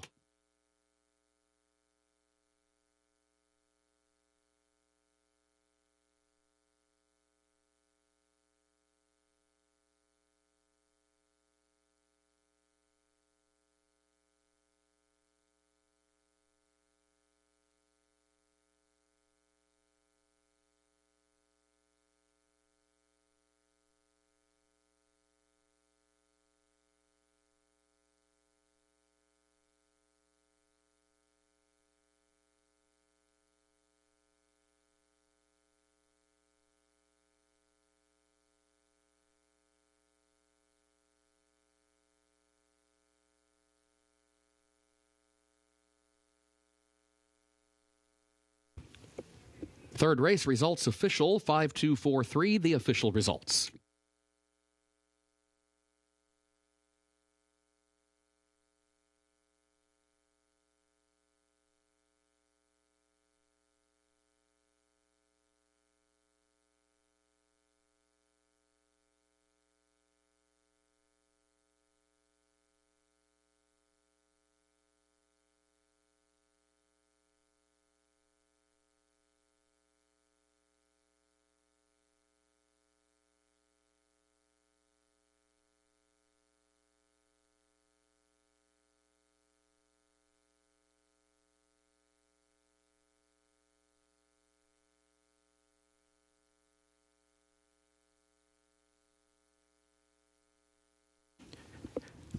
In the winner's circle for Keeneland's third race, the Ballyrankin, the official winner, number 5, Hit That Review, owned by Andrew Farm of Richard Brody, Mount Mellick Farm of David Fennelly, Lady Sheila Stable of Sheila Rosenblum, trained by Brendan Walsh, Tyler Gaffalione, the jockey. Hit That Review, 2-year-old son of No Nay Never, out of Tamazug by Machiavellian, bred in Ireland by Longville Bloodstock. 5.5 furlongs over the turf, listed firm, 1 minute 3.53 seconds.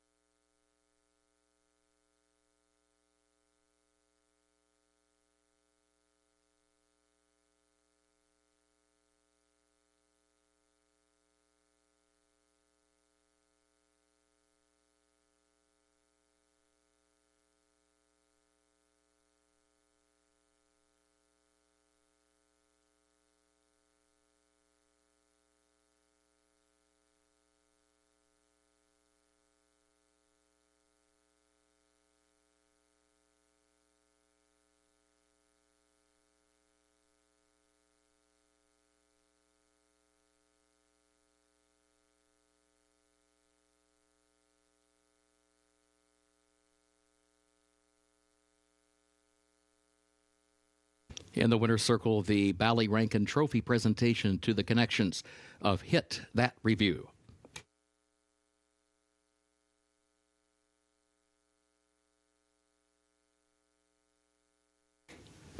Keeneland's fourth race upcoming, double and pick 3 wagering featured here. Race 4 finishes in the short stretch of the first wire. Main track is listed fast. There are no changes in the fourth race. Looking ahead to race 7. In Keeneland's 7th race, the jockey of number 8, Banjo Chris, Jose Ortiz. 7th race, number 8, Banjo Chris, Jose Ortiz, the jockey.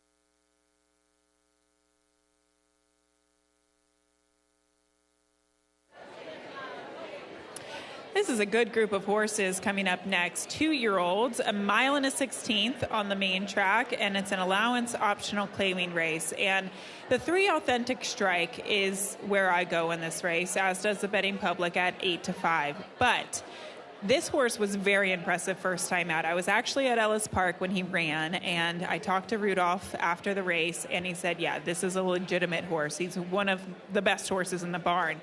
And that's high praise, considering how many nice horses he currently has in his barn. He's been working with nice horses. In fact, we featured this on Today at Keeneland this morning, that one of his workouts here at Keeneland was in company with a Grade 1 winner Mulligan, also in the Brisset barn. So this horse really could be anything. I don't know what happened to him last time out. I think maybe he was caught off guard a little bit by chasing Jonathan's Way around the racetrack. Jonathan's Way is probably going to be either the second or third choice in the Breeders' Cup Juvenile this year. And he just, I think, was run off his feet a little bit. He also had a very wide trip. He was about 4 or 5 wide throughout, which I think also kind of caught up to him. And it's a lot to ask of a horse, breaking their maiden in their first start and then throwing them into the deep end against a graded stakes company. I can understand why he did it. This time of year, you either want to get to the Breeders' Cup or maybe see what you have, and hopefully you develop them for the Kentucky Derby next season. But Authentic Strike, I really think he's a very nice horse, and I go back in this direction. I give him a pass for his last race.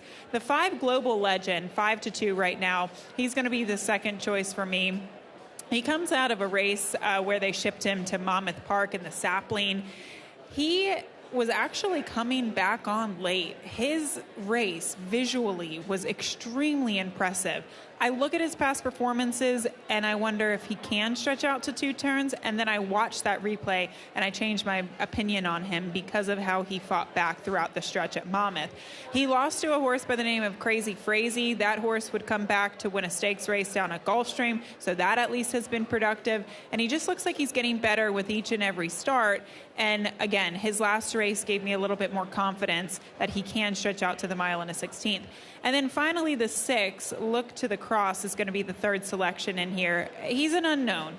He's never tried the dirt before. We've seen Kenny McPeak have success with this type of move in the past. When he takes his horses going from turf to dirt, he wins at 22%, and it is a positive ROI of $2.77. He doesn't have a lot of speed. There's no doubt about that. He used every bit of the stretch last time out at Kentucky Downs in order to win. But I have a sneaky feeling this horse might be able to translate his turf races to the main track today, and he will be a bit of a price in this field at 7-1.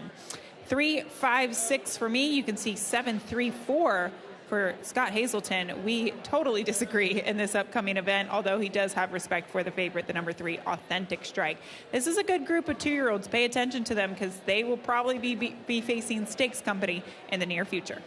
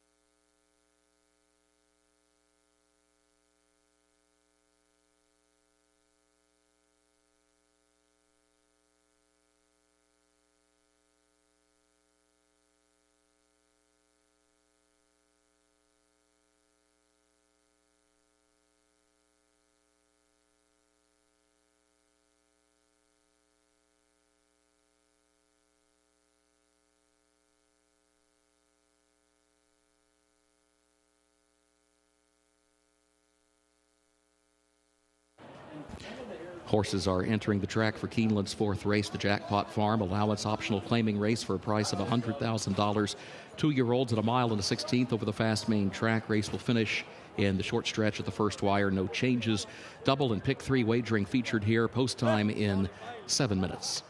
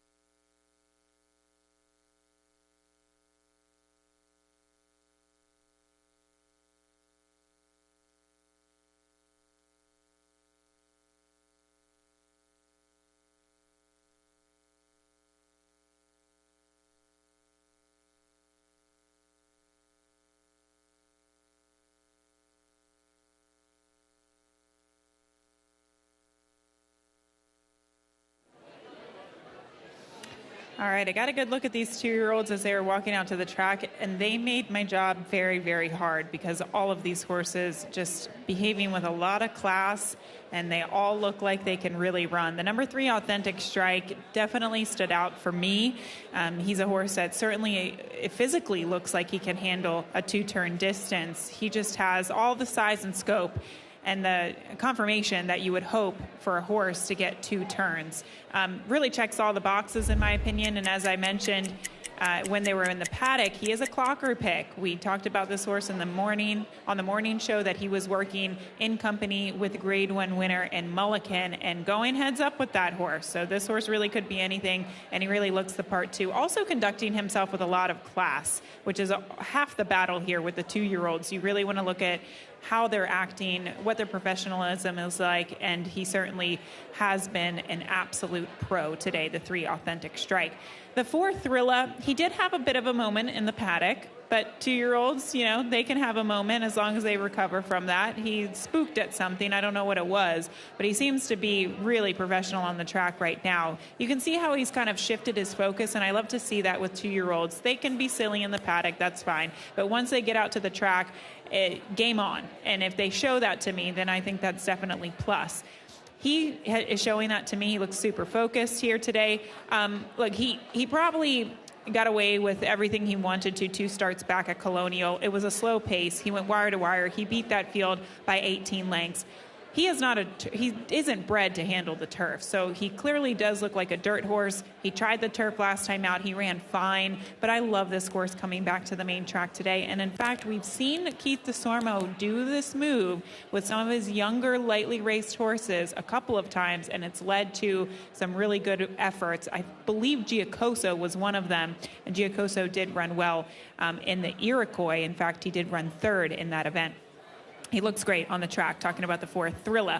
And then finally, the 7, Jack's Time. We showed you this replay this morning with his maiden breaking score at Prairie Meadows. He drew the rail that day. He did not get out of the gate. He rushed up and then cleared to win that field, to beat that field by over 10 lengths. He didn't run well in the Iroquois, but again, he had to chase the speed of Jonathan's Way, and then he just totally fell apart in that race. physically he looks like a two-turn horse. I am not concerned about the distance for him. I guess it's just whether or not he can bounce back after that disappointing effort last time out in the Iroquois. Surprised to see, though, he is the current favorite right now at 2-1. Jack's Time. Good group of 2-year-olds coming up next. Excited for this one. Race 4 in 3 minutes.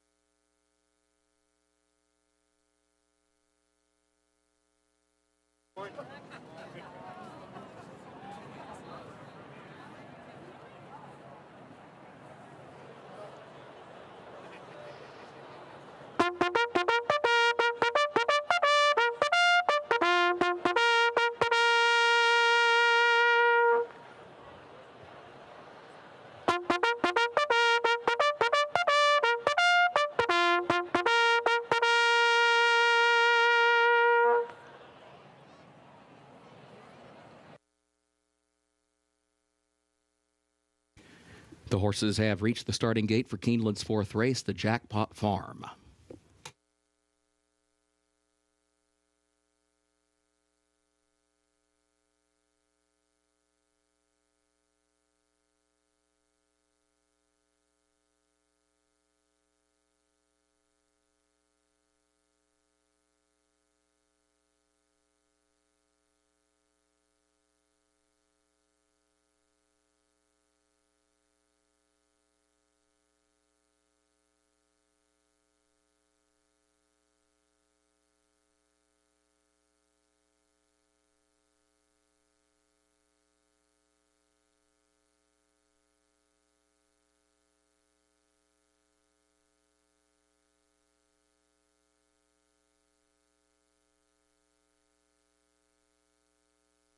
Moving into line, 4th race.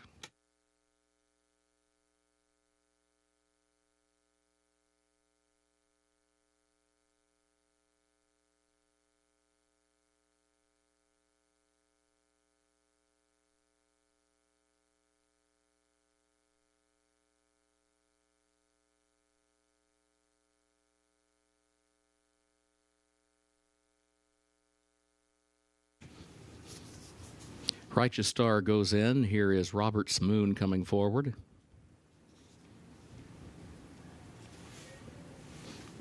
Authentic Strike.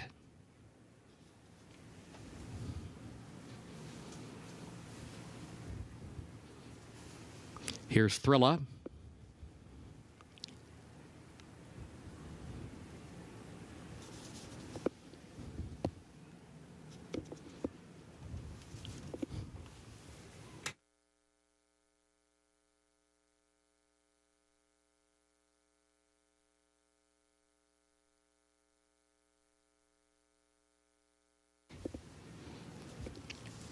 Global Legend going in. Look to the Cross, and Jack's Time will be the last one.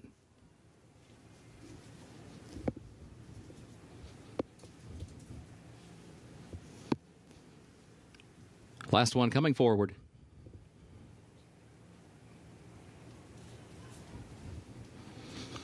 Goes in, first wire at the post.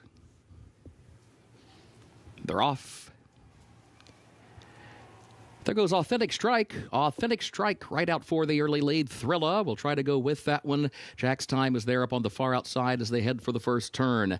Authentic Strike quickly gets over next to the rail to save the ground around the turn with the lead by 1 length. Thrilla goes second up on the outside just off the leader's flank now. Then a gap of 2 lengths back to Jack's Time. A lane off the rail moving up third as they move off the first turn. Global Legend back toward the inside in fourth. Then a gap of 4 more lengths back to Righteous Star. Robert's Moon next to last, and Look to the Cross trails. 23.15 seconds was the time for the opening quarter. Authentic Strike leads. Authentic Strike is on top by just 1 length as they reach the midpoint of the backstretch. Thrilla goes second by 1.5 lengths to Jack's Time, who travels along in third by 3/4 of a length. Global Legend moves up a closer fourth. Now to challenge for third as they head for the far turn. 5 more lengths to Robert's Moon just inside of Righteous Star, and 5 more back of that pair. Look to the Cross last. 46.82 seconds was the time for the first half mile. Authentic Strike is the leader. Authentic Strike leads by 2 lengths as they round the turn. And here's Global Legend now. Moves up the rail into second. Still 3 lengths off the lead, though. Jack's Time is third on the outside and still 6 from the front. Thrilla has lost ground. Robert's Moon to the inside. The leader's already past the quarter pole. Authentic Strike, a widening 8-length lead to the top of the short stretch. Jack's Time is second by 3 off the far turn. And then Look to the Cross on the outside, and Robert's Moon fourth back toward the inside. Into the final furlong, Authentic Strike still leads by some 8 lengths back to Jack's Time. Look to the Cross third back toward the rail. It is all Authentic Strike. Tyler Gaffalione has his second win on the card. Authentic Strike wins by a lopsided margin. Further back, it will be Look to the Cross across the wire in second, followed by Jack's Time in third.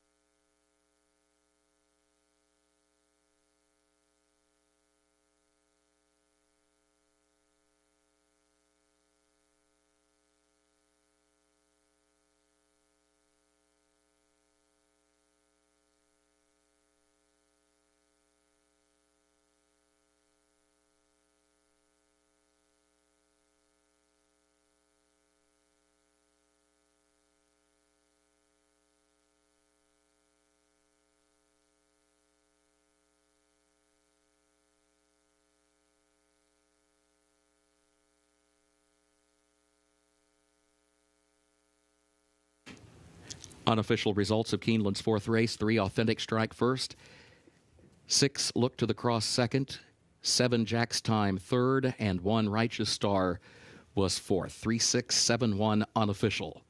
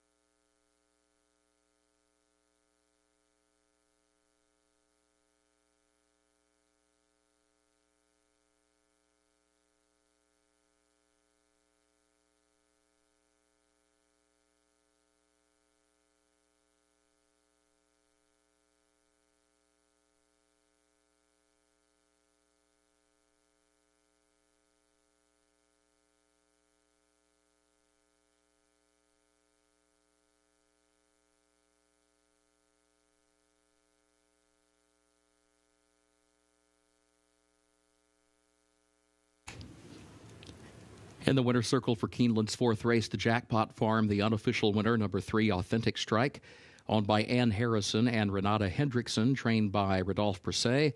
Tyler Gaffalione, the winning jockey for the second time today. Authentic Strike, a 2-year-old son of Authentic, out of Wise Strike by Smart Strike, bred in Kentucky by Black Ridge Stables, LLC. 1 minute 45.38 seconds for the 8.5 furlongs over the fast main track.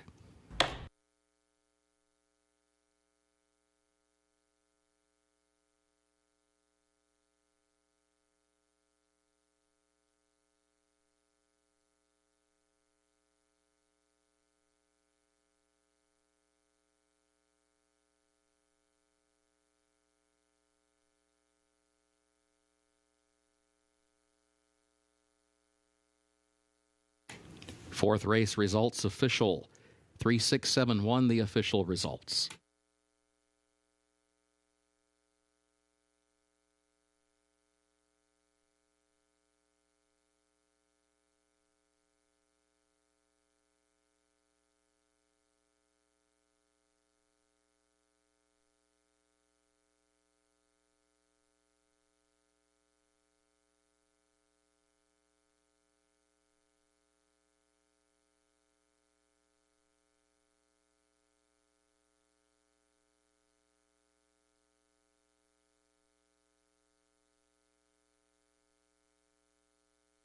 In the winner's circle, the Jackpot Farm Trophy presentation to the connections of Authentic Strike.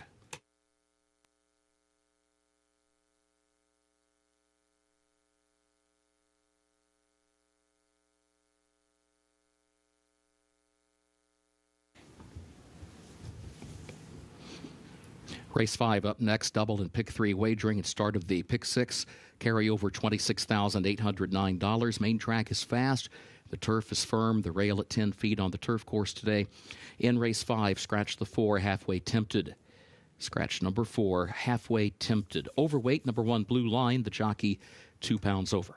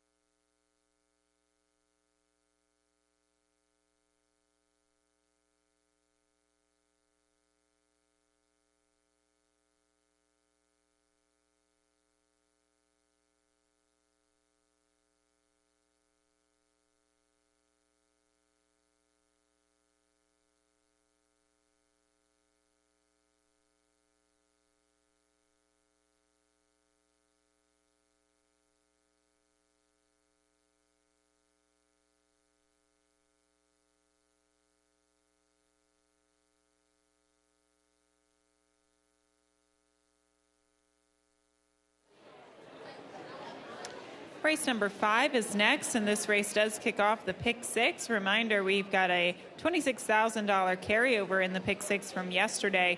It's a really fun sequence. Obviously included in the sequence, the Perryville and the Lexus Raven Run, a Grade 2 event, a little bit later today. But here's the 5th race, 6 furlongs on the main track, maiden $10,000 claiming event. The number 1 Blue Line for trainer Steve Asmussen is where I go. I know this horse was really disappointing last time out. But if he can run back to his race that we saw at Ellis 2 starts back, I think he could be a factor here. The key to success, in my opinion, is to break sharply from the rail. This horse was involved, or he wasn't involved, but he was far off of very fast fractions last time out at Churchill Downs, 21-1, 44-1 for the half. The final time of that last race was 108-4. So it was a very fast race. He's not going to have to chase those types of fractions today, so hopefully he can be aggressive from that inside draw and get this win. I just think his race 2 back was too good to ignore, especially at the price at 11-1. The number 5 Shortstop is next for trainer Ben Colebrook, another one that comes out of the same race. Again, that race I think was just a little tricky to understand. His races prior to this race were fine. He ran third, a distance third. It was behind Wendelson, who opened up on the field to win by over 8 lengths in that event. But his race at Churchill back in September is definitely good enough to win. The problem with this horse, especially at a short price, is that he's had a lot of starts and stops throughout his career. He's 4 years old. He's making his 5th career start today, but there's been gaps between each and every single race he has had to date. Shortstop, though, he definitely has the credentials in order to win and does get a bit of a class relief to the $100,000 level this afternoon. And then the number 9, Uncle William. This is a horse who, again, comes out of that same race behind senior officer. This horse actually chased that fast pace and then managed to finish 3rd in that event. He's been capable of really good races. He's also been disappointing sometimes. That's what you get with all of these horses, though. Not all of them, but most of these horses. It's kind of inconsistency. But one thing's for sure, he's certainly improved from taking his form from the synthetic to the dirt, and I do think this class relief will help him. He very well could be one of the other speeds in here. The 1, I think, can be forwardly placed. The 9, Uncle William, could be forwardly placed. And then also the 10, Arrogancy, I think, will be forwardly placed, but does have that outside post position. And that's really why I did go against Arrogancy here as the top play. I know his form. He's got some good credentials. 2 reasons why I went against him. The outside draw, I think he's a need the lead type. He needs a win, and he needs to lead in order to win. And I don't know that he gets it with some fast horses towards his inside. And then on top of that, he's already been exposed against the maiden $35,000 claiming company, and he didn't manage to win. So 8-5, 3-2. Too short of a price for me on the 10. Competitive group of horses. It's a maiden $100,000 claiming race. Coming up next, once again, Pick 6 starts now, $26,000 carryover.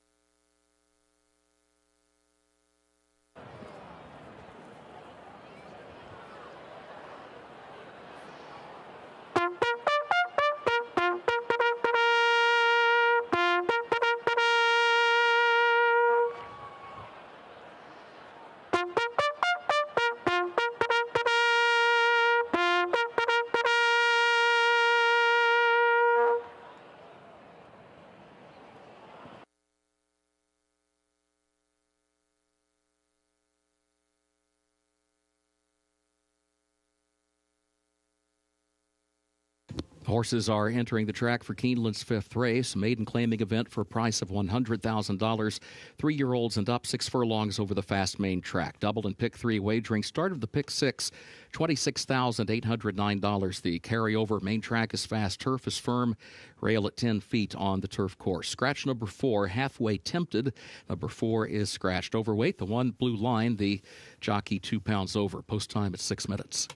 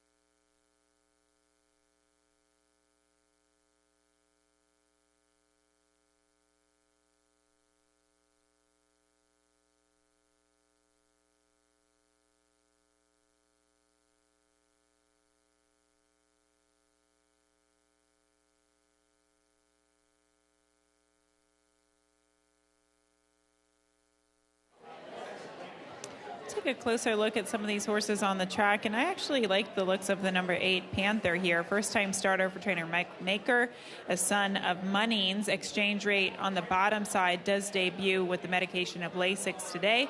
See Luis Saez aboard this horse, breaking off from the pony, getting a good warm-up in. But he just had a nice look about him, a good presence. And look, if you've seen enough from some of these horses who have already had starts, then why not try to go to a first-time starter? Overall, Mike Maker with maiden claiming debuters are that he wins at 18%. So it certainly is a fine angle, and it is a positive ROI. I think it's a positive ROI because you get prices. Hence the odds of this horse at 8-1. But he's definitely on his toes and looks well today. The 10 Arrogancy, I just wanted to circle back to this horse. And look, he's 9-5. If you like him, bet him. He looks fine on the track today. I can't knock him from a physical standpoint. But sometimes these horses just kind of get into the habit of losing. He has 7 second-place finishes on form and out of 11 starts. And some of those defeats, so second-place efforts, have been by very narrow margins. Sometimes that tells me that this horse doesn't really have the will to win. I'm sure he'll break his maiden and someday. It might be today. But he is also a horse that's lost against maiden $35,000 company. And now where he's expected to win against maiden $100,000 company. And this is a very tough field of class droppers. We'll see what he can do here. He is warming up very nicely on the track. You can see really touting himself as well. Just because we have the 5 on the screen, the one thing that I noticed about him, he does seem like he's a bit of a nervous Nelly, and maybe he'll be able to overcome that and he'll be fine today. But he was picking up a bit of a lather. He was very warm in the paddock. It's not really that warm of a day. It just tells me that maybe this horse is an overthinker, and maybe he doesn't have to think too much. He goes to the lead or maybe gets the right type of trip. But that was the one observation that I did make on the 5 shortstop, shorter odds at 5-2. See what happens as we are 4 minutes away from the 5th race. Once again, $26,000 carryover. That pool with the carryover is $144,000 and growing. Pick 6 kicks off now.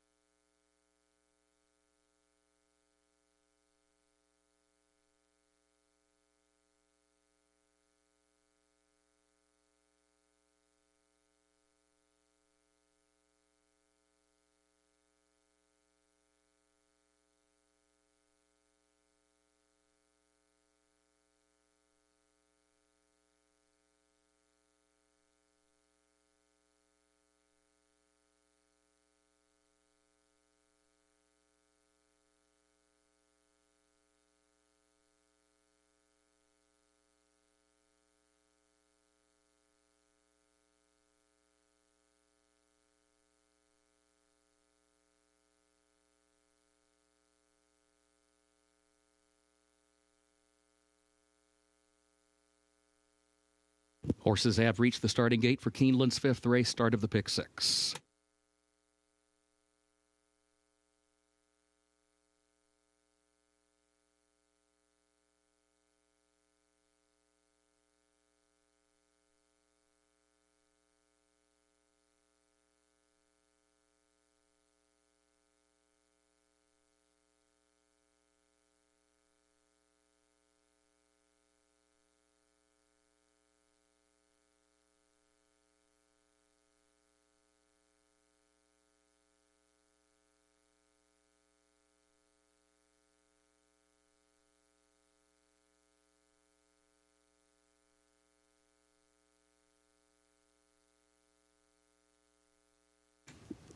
Moving into line, race 5.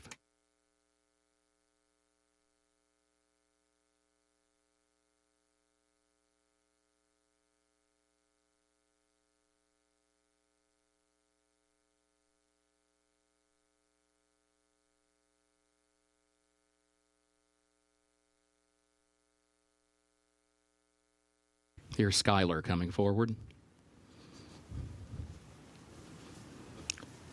Summon Your Courage approaches the gate, goes in.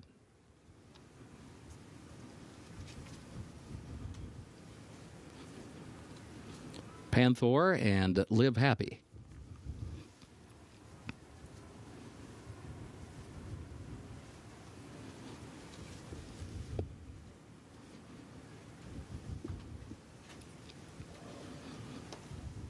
Here's Shortstop.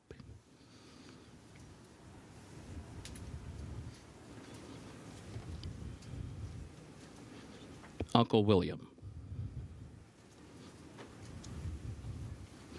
Arrogancy, the last one.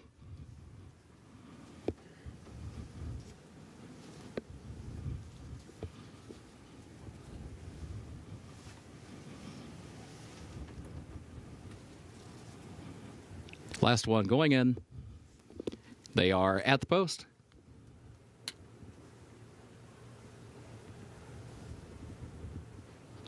And they're off. Shortstop and Blue Line have early speed. Arrogancy joins them to the far outside. And then Uncle William moves up now, and Uncle William comes forward and challenges for the lead as well. It has the lead now by a half length. Arrogancy to the outside, Blue Line to the inside. Summon Your Courage is in 4th. Shortstop now settles back into the 5th position. Live Happy is in 6th as they enter the far turn.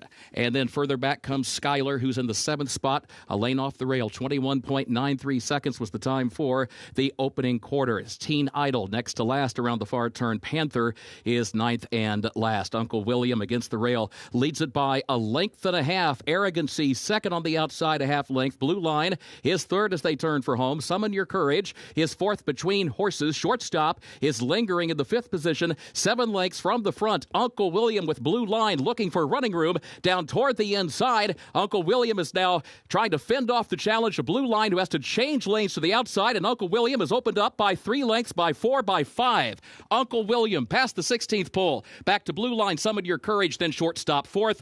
Uncle William, Luan Machado to win it. Then it was Blue Line in 2nd, followed by Shortstop up for 3rd, and Summon Your Courage was 4th.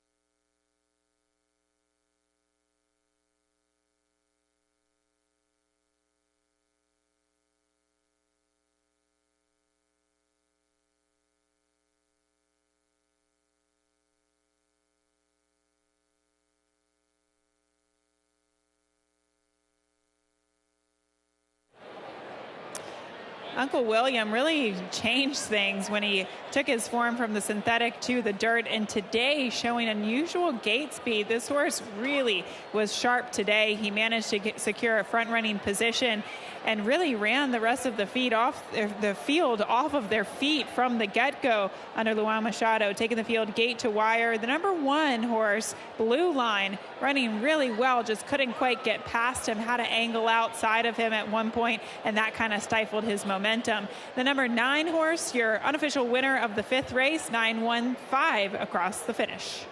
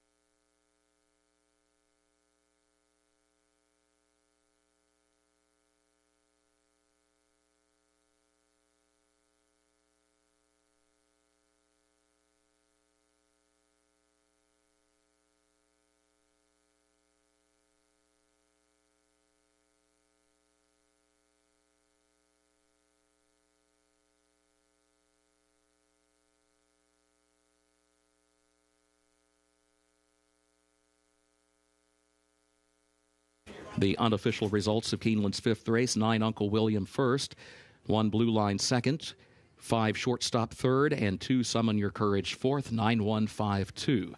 Results unofficial.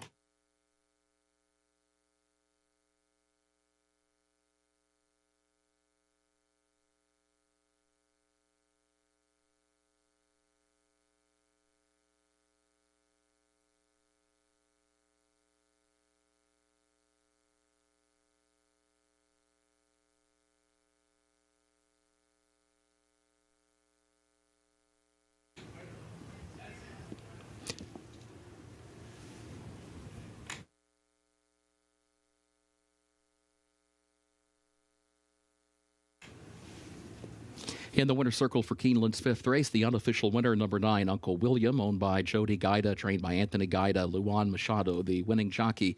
Uncle William, 4-year-old gelded son of Sharp Azteca, out of Awesome Mary by Awesome Again, bred in Kentucky by E.H. Bolane. 1 minute, 11.23 seconds for the 6 furlongs over the fast main track.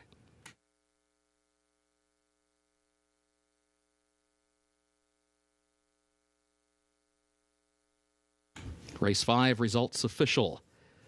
9-1-5-2, the official results.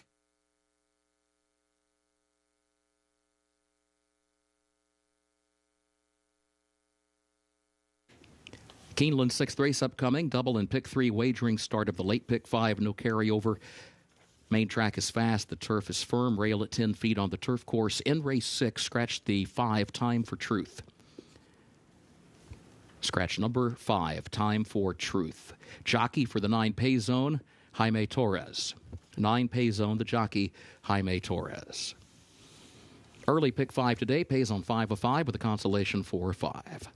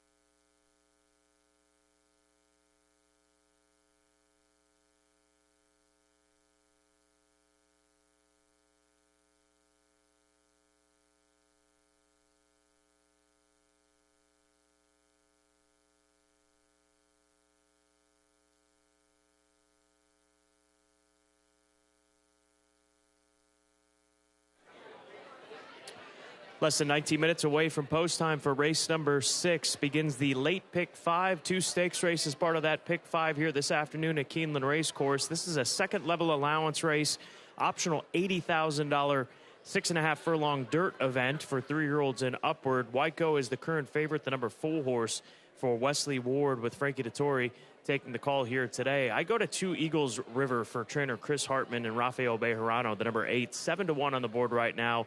He stayed with sprinting in his last 5 starts after a route campaign going back to last year. This year, at the age of 4, he's run 3 times, all in sprint races, and he's put together some solid efforts against this level of competition when you key in on his dirt races. He was just simply not that effective at Kentucky Downs, going 7 furlongs, but a horse that at points in time was running against some very, very good runners. And not that he's not facing a good group here today, but if you look at his 3-year-old campaign, he was 3rd behind Verifying, a nice Coolmore runner. He was competed in the Grade 1 Arkansas Derby, set the pace that day going 1 mile and 1/8, but they've cut him back in distance. Chris Hartman's very good with sprinters and keeping them going over the course of their career. I like this gelding a lot in here, especially at the price of 7-1. He was second to Giant Mischief if you go back to the fall of last year at Churchill Downs, and I truly don't think that he's really lost much as far as his level and ability from what we've seen from him in his 2 dirt races thus far in 2024. He makes his Keeneland debut. We'll see how he fares with the outside draw, but I really like 2 Eagles River in and amongst this group. His ability here today is not, in my idea, a reflection of 7-1 on the tote board, but we'll take the price while we can get it in race number 6. Cape Trafalgar, the number 1 horse for Saffie Joseph Jr. and Peachtree Stables. He's looking to rebound after a dull effort at Saratoga in a quickly run race going 6 furlongs. He just never got involved, and this is a horse that likes to be involved. He's going to have Irad Ortiz Jr. in the saddle here today. He needs to break sharp from post 1. That's going to be the key for him, in my opinion, for this son of Lord Nelson. But he's run well in the past at Keeneland. He's had 3 previous attempts, and the last time we saw him, he was still a maiden. It took him a while to break his maiden, but he was 3rd if you go back to April of 2023 here at Keeneland when he showed some speed, and hopefully he can show some speed, especially at the 6.5 furlong distance. That may allow him to have a little bit more speed here today with the little extra added distance, and maybe not the quickest of horses that you would see in a 6 furlong sprint on the dirt course. And then the number 4 horse, Wyco for Wesley Ward, the No Nay Never Colt. He's got some speed to him as well. He's probably going to be right there with the 1 if the 1 breaks well. He was 3rd in the Commonwealth behind Bo Cruz and Minnesota Ready in that Grade 3 event back in the springtime. Hasn't raced since. Wesley keys him up for these Keeneland meets, and we'll see how this colt by No Nay Never fares over a course that we've seen him win over in the past. Arguably his most impressive performance was right here in the fall of last year, over a year ago, on the 8th of October 2023, when he won by 4 3/4 lengths going 7 furlongs. So the distance fits, the course fits, trainer, jockey, there's a lot to like about this package, and at 2-1, not a bad price on the current favorite. Again, start of the late pick 5, race number 6, 6.5 furlongs for second level allowance runners here at Keeneland. Good luck.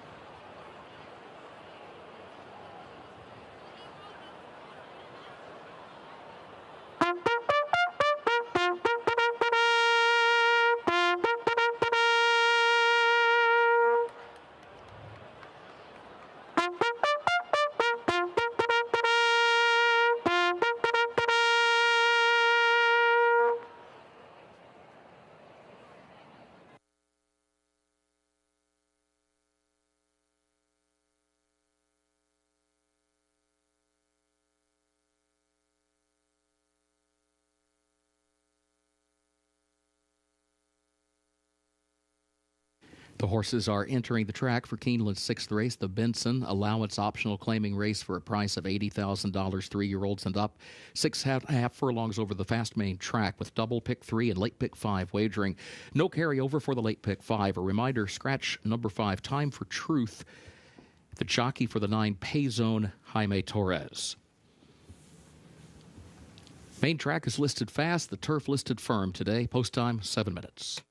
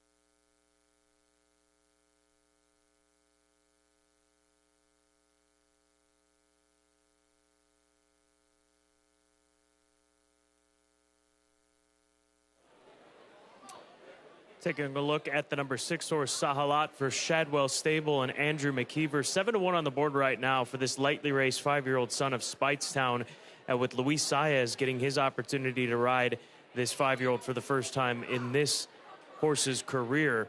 Now, an $800,000 yearling going back 4 years ago at the 2020 sale, and when he fires his best shot, he is a runner. This is a horse that was capable of running 6 furlongs in 108.3 when he broke his maiden. Didn't handle the Ellis Park main track back at the beginning of July in conversations I've had with Andrew McKeever, and then bounced back with a strong run at Horseshoe Indianapolis. Didn't quite fire at Churchill Downs for whatever reason, and Two Other Than Company just under a month ago. But he is a horse that when he brings it, puts it together and brings it, he is more than capable of winning races like this. If you're looking for a long shot play, Sahalat, well turned out by Andrew McKeever and his team as he seeks his 3rd lifetime victory here this afternoon. But Whitecoat continues to be the favorite, 2-1 on the board for trainer Wesley Ward. Started the late pick 5. The pick 5 pull coming up on $400,000 with 5 minutes to post. Good luck in today's late pick 5 at Keeneland.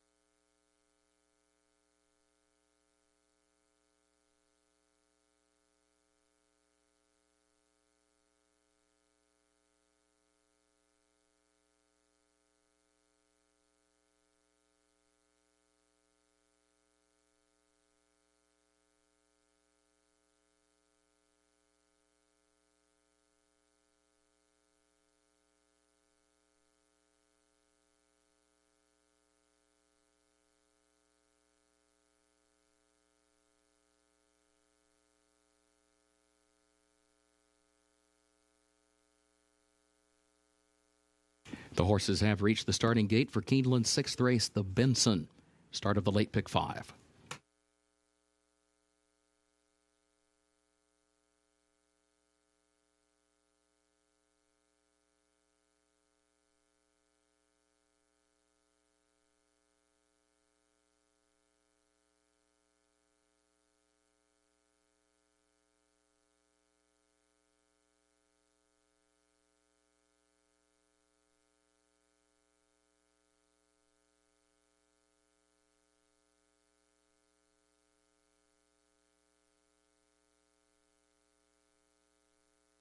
Moving into line, race 6.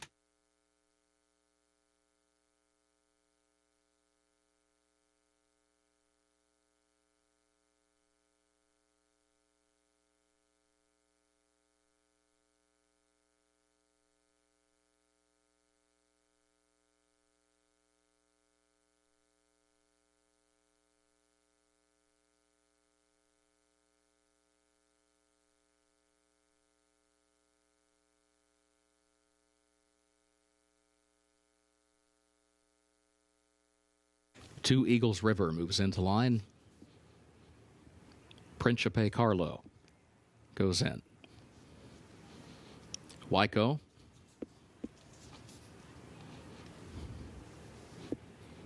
Here's Payzone.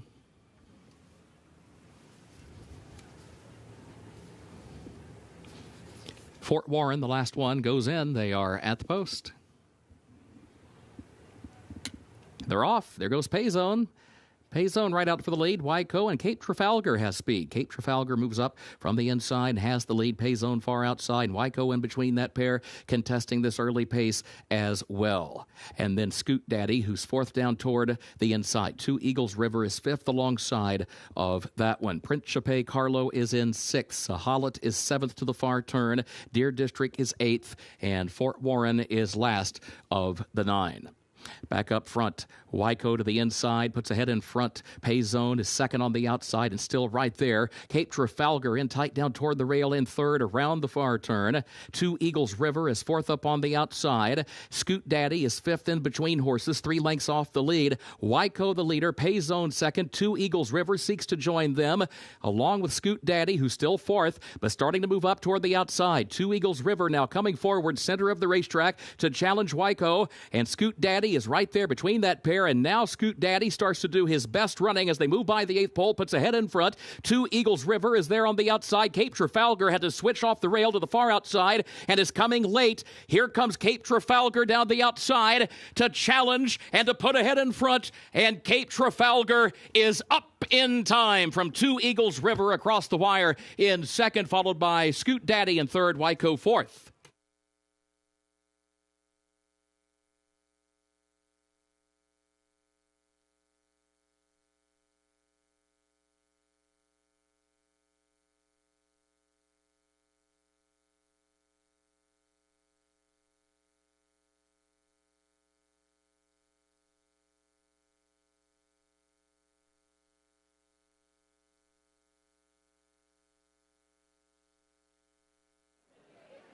What a win for Cape Trafalgar, as it looked like he was off the bridle, just not being able to keep up. Once Irad Ortiz Jr. switched him to the outside and got him into the clear, he found a new gear and is able to rally past Two Eagles River and Scoot Daddy, who's down on the inside. Waiko was backing up at this point in time, but Cape Trafalgar, he was sharp away from the gate. But once he got out to the middle of the track, it was a different story for this son of Lord Nelson for Peachtree Stable.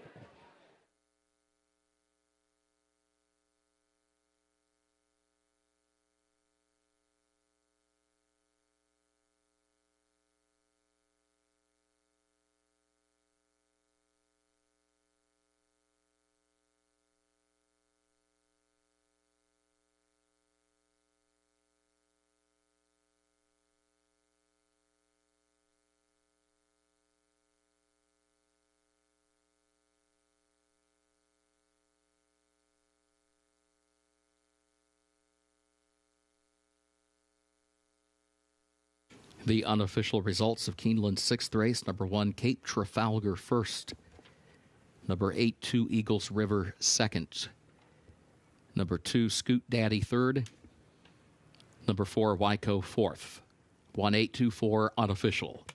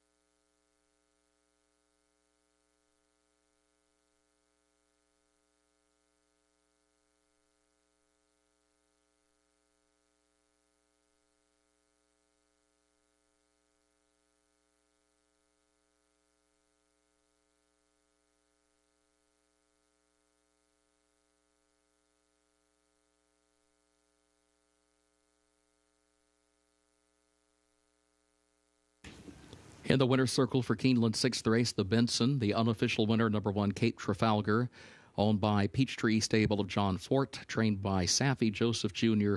2 wins today for jockey Irad Ortiz Jr.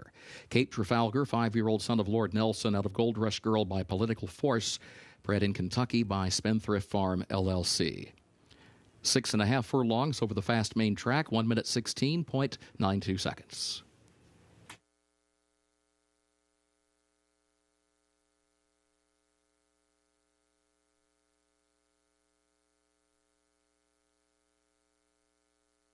Race 6 results official. 1824, the official results.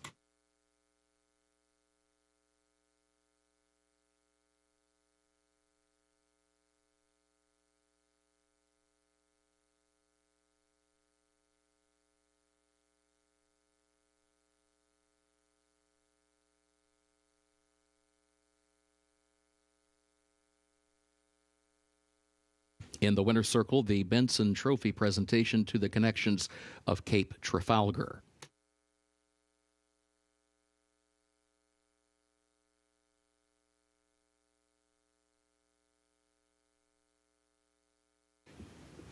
Keeneland 7th race upcoming, the Perryville Grade 3. Main track is listed fast. Double and pick 3 wagering start of the late pick 4. Fast track firm turf today. In the 7th race, scratch the 2, West Saratoga. Scratch number 4, Houday. Scratch the 9, Dilger. Scratch number 10, Locked. And scratch number 13, Save the Trees. Jockey change for the 8, Banjo Chris, Jose Ortiz. 8, Banjo Chris, Jose Ortiz, the jockey. A reminder, number 14, Brunacini draws into the race. Luan Machado, the jockey, as programmed.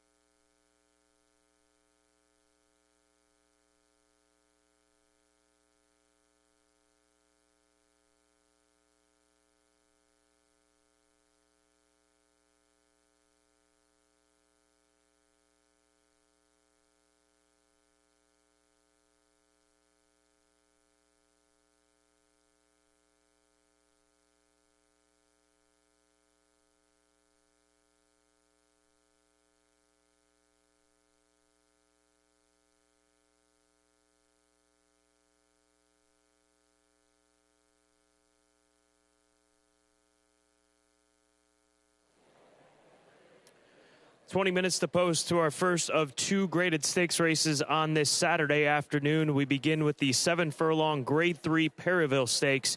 A couple of scratches, as you can see, taking a look at the tote board. Scratch the 2, 4, the 9, 10, and 13, and the 14 does compete here in race number 7, the Grade 3 Perryville. And Bookham Dano is the heavy favorite right now in this race for trainer Derek Ryan and Atlantic 6 Racing with Irad Ortiz Jr. jumping back into the saddle.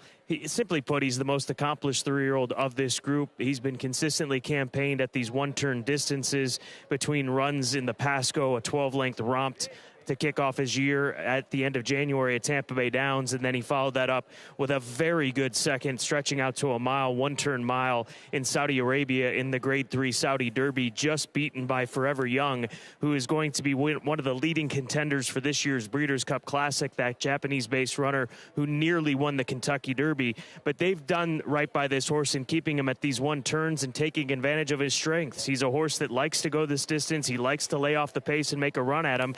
He won the Grade 1 Woody Stevens Stakes at Saratoga in his return trip from Saudi, then won the Jersey Shore going 6 furlongs and was just beat a length and a quarter to 2 very nice horses in domestic product and Prince of Monaco in the Grade 1 Allen Jerkins at the end of August at Saratoga. So this New Jersey bred son of Bucaro, a 6-time winner from 9 starts, and I think that he is absolutely deserving of the 3-5 favoritism that he sits at on the tote board right now. Bookham Dano should be very tough in today's Grade 3 Perryville. Now, on the flip side, you've got, as far as the second choice, that is Knightsbridge. He's dominated some groups, but he's not been as battle-tested as Bookham Dano, and that's the edge that the favorite has over the number 3 horse. This is a talented colt by Nyquist for Godolphin and trainer Bill Mott, who's won 2 races by a combined 19 lengths between Churchill Downs and Gulfstream Park. He's been stashed away for the last 6 months since he won that race by 9 lengths at Gulfstream at the end of March on Florida Derby weekend. So he returns to racing here today, and it will get tested here. There's no doubt about it with the likes of Bookham Dano, but he is absolutely capable, based on what we've seen from him, of taking a big leap forward here today. He could be even better off of the 6 months since we've seen him. So Knightsbridge at 2-1 deserves to be this clear of a second choice above the rest of these runners who are all sitting at double-digit prices on the tote board. And finally, go to the number 7 horse. That is Patriot Spirit at 11-1. He cut back in distance last out at Colonial to win off of a victory in the end of April at Hawthorne Racecourse, taking the Illinois Derby. And he is one that has been a consistent performer over the course of his career. He's sprinted, he's routed, he showed up in various occasions, and he's going to stay in this sprint distance here today. We'll see how the pace sets up for him. He'll likely be trying to kick on with Bookham Dano, and it's just the question of whether he can kick on with Bookham Dano at 10-1. He has to step up, there's no doubt about it, but at least underneath, I think he's definitely a contender for a top 3 position here in this Grade 3 Perryville. As far as the pick 4 is concerned, I think this is an opportunity to lean on some favorites in this late pick 4, starting in this race with Knightsbridge and Bookham Dano. As far as race number 8 is concerned, I'm hitting the all button. I found that to be the most challenging race of this sequence, a 3rd level allowance race. So we'll buy that race by punching all the numbers in race number 8. Emery is going to be very tough to beat in the Grade 2 Lexus Raven Run, that 9th race and 3rd leg of this sequence. She's the number 5 horse. She'll be a short price favorite, just like Bookham Dano is here in the Perryville, and then I'll go 3 deep in race number 10. So if the favorites show up in these stakes races, I think we'll be sitting in a good spot with this pick 4 ticket, which gets underway here at Keeneland with the Grade 3 Perryville in less than 15 minutes.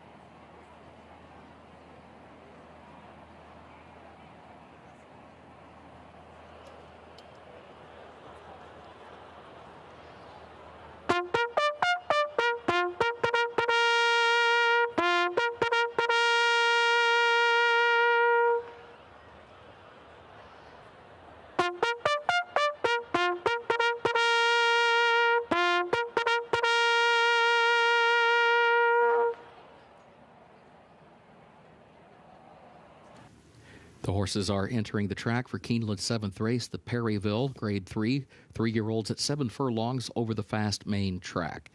Scratch the 2, West Saratoga. Scratch the 4, Houday. Scratch number 9, Dilger. Also scratch the 10, Locked. And scratch number 13, Save the Trees. A reminder, the jockey for number 8, Banjo Chris, Jose Ortiz. Jose Ortiz rides the 8. 14 draws into the race. 14, Brunacini, Luan Machado as programmed. 7 minutes to post.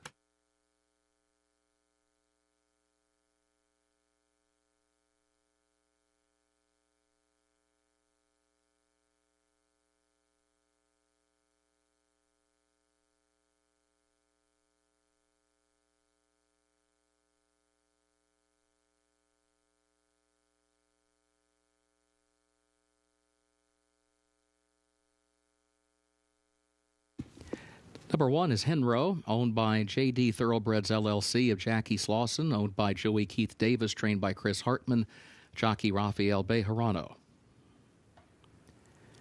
2 is Scratch. 3, Knightsbridge, owned by Godolphin LLC of Mohammed Al Maktoum and others, trained by Bill Mott, jockey Junior Alvarado. 4 is Scratched. 5, Bookham Dano, owned by Atlantic 6 Racing LLC of Jay Brizione, trained by Derek Ryan, Irad Ortiz Jr., the jockey. 6, Good Looking Justice, owned by the Justice Farm of Greg Justice, trained by Aaron West. Samuel Bermudez is up. 7, Patriot Spirit, owned by Melon Patch Incorporated of George Mellon, Mike Campbell, the trainer, and Luis Saez, the jockey. 8, Banjo Chris, owned by Novogratz Racing Stables Incorporated of Joseph Novogratz, trained by Glenn Wismer, the jockey Jose Ortiz. 9 and 10 both scratched. The 11, Love Me Tender, owned by Linda Merritt. Mike Trombetta trains, Jaime Torres, the jockey. 12, Epic Ride, races for Welch Racing LLC of George Huff, trained by John Ennis. Edgar Morales is up. And drawing into the race, 14, Brunacini, owned by Amelia Fohan, trained by Matt Sims and the jockey Luan Machado. Post time at 5 minutes.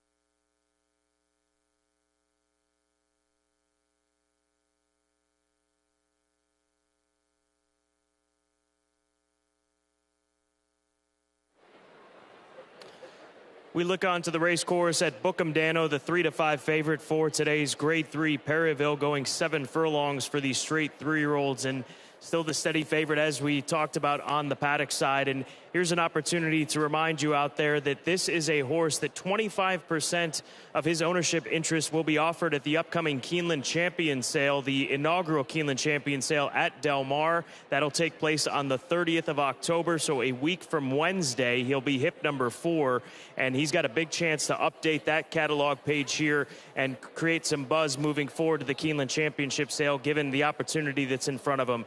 Big chance here for Bookham Dano, obviously sitting at odds of 3-5.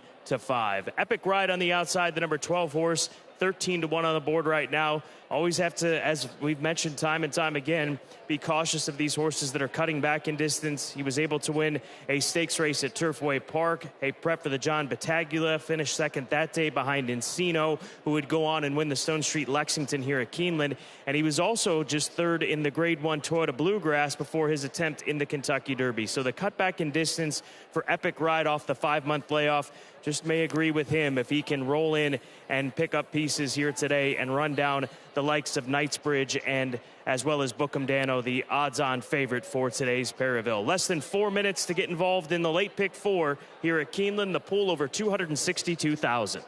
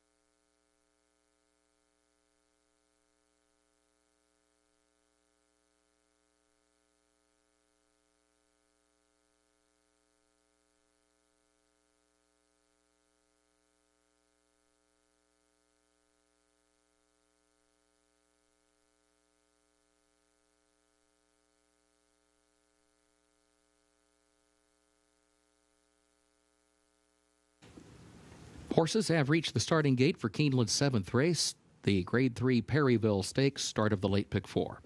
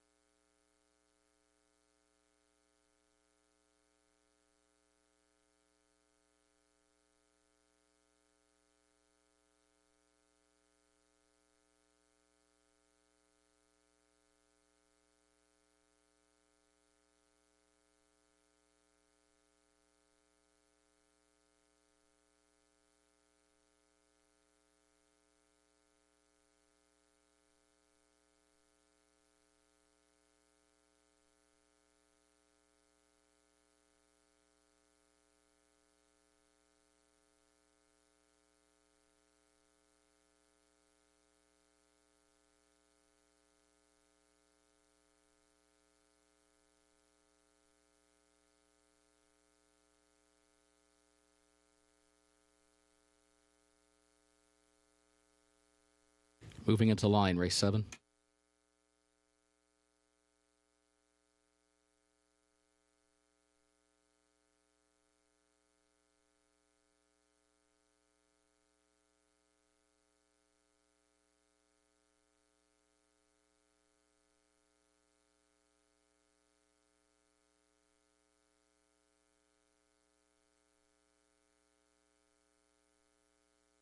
Knightsbridge goes into the gate. Here's Love Me Tender coming forward.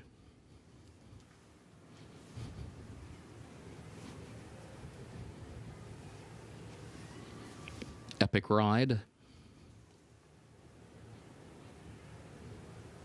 Bookham Dano.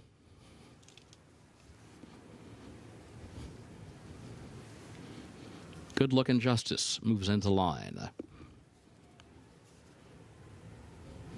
Brudicini, the last one.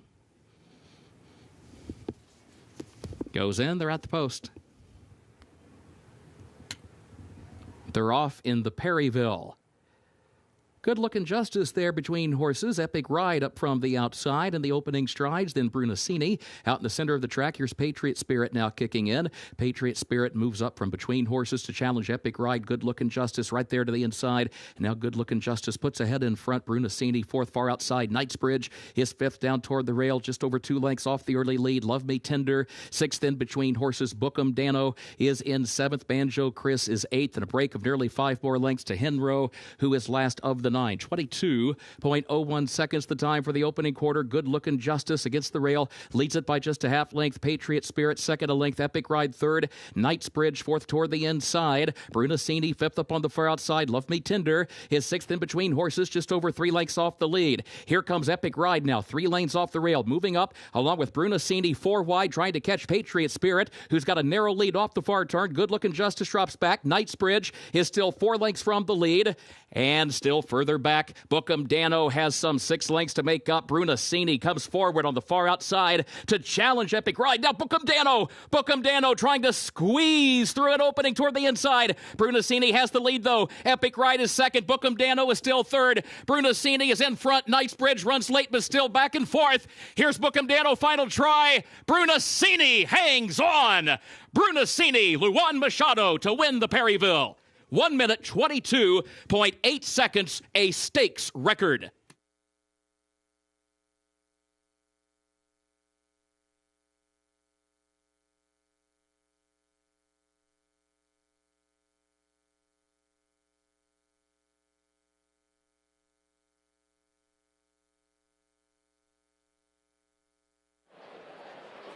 Brunacini with a massive upset here in the Grade 3 Perryville Stakes. While he's out in the clear and able to run on, Bookham Dano's looking for holes. They're closing up on him just when it looked like it was going to open up for him.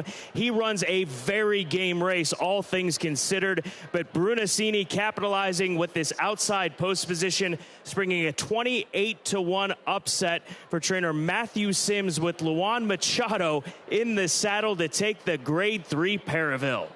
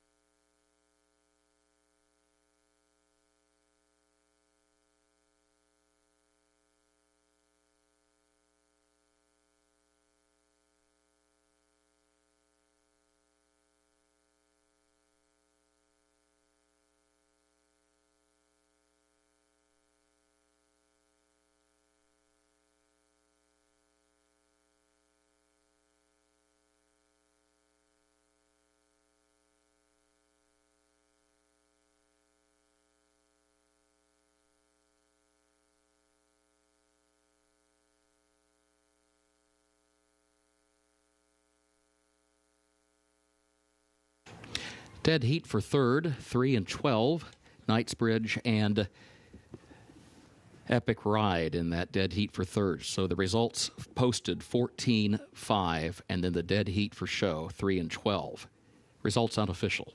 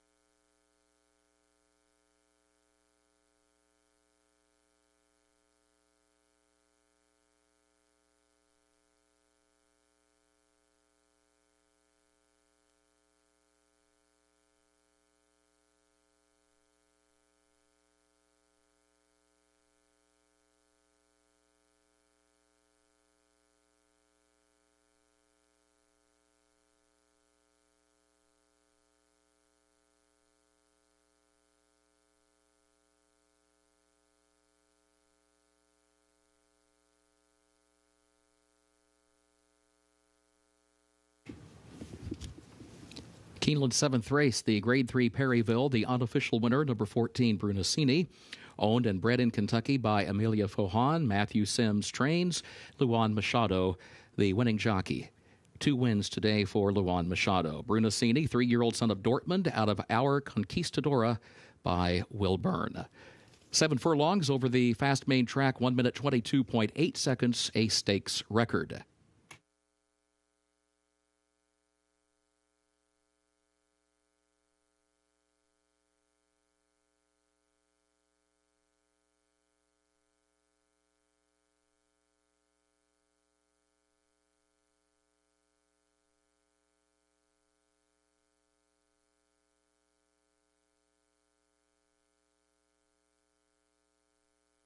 Results of race 7 official, 14-5, and then 3 and 12 in that dead heat for show. Those results official.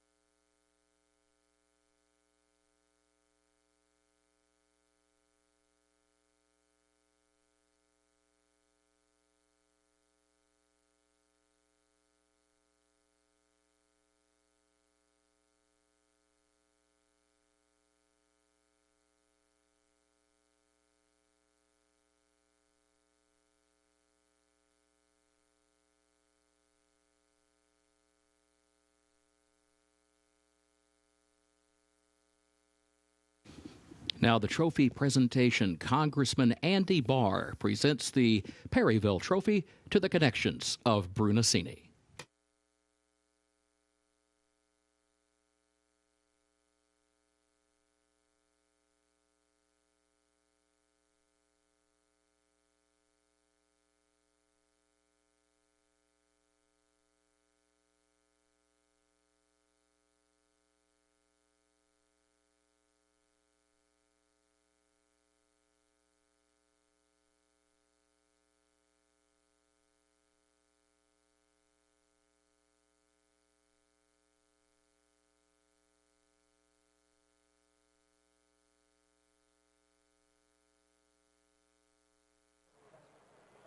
Brunacini from the outside draw, drawing into this race and springing the biggest upset in the Grade 3 Perryville in its history. And Luan Machado was aboard from for the ride here today in the upset win.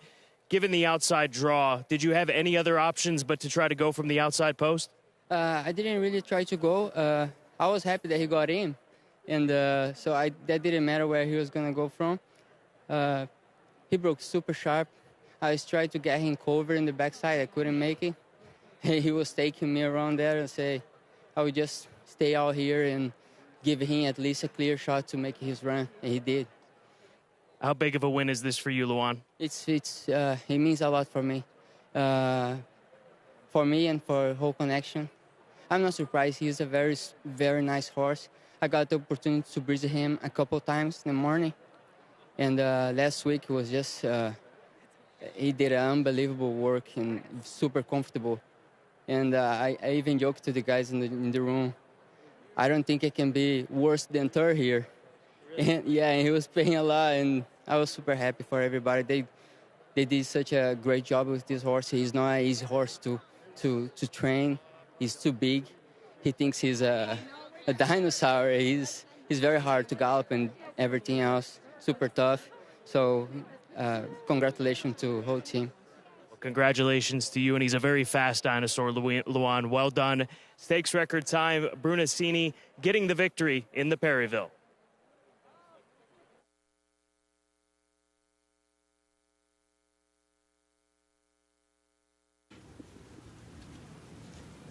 Keeneland's 8th race upcoming. Double and pick 3 wagering. This will start the last of the day's rolling pick 3s. The turf is firm, rail at 10 feet.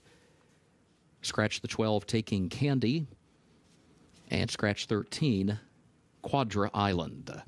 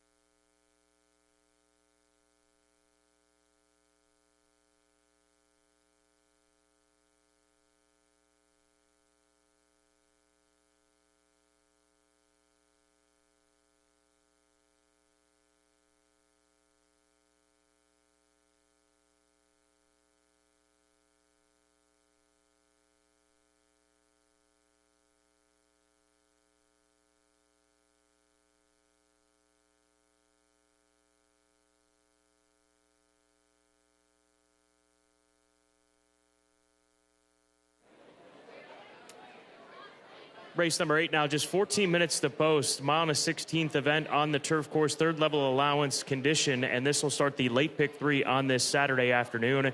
Scratch the outside 2 runners, the 12 and the 13. So a field of 11, 4-5 on Irish Aces for Brendan Walsh and Tyler Gaffleone. There's no doubt this team has had a phenomenal meet here at Keeneland Racecourse. They won a race earlier today in the turf sprint, and this son of Emshawish ran twice at Kentucky Downs. They turned him around in a very short order from his win in the Tappet Stakes on the 29th of August to run in the Mint Million Grade 3, where he ended up finishing just 3 lengths away from the eventual winner on that afternoon. So he's had some time between races. Got to give him credit for taking that shot for those 2 races at Kentucky Downs, but that's just certainly the nature of the purse structure down there at Kentucky Downs. So he comes back in against Allowance Company, still eligible for this third-level allowance condition, even with that $500,000 stakes win at Kentucky Downs.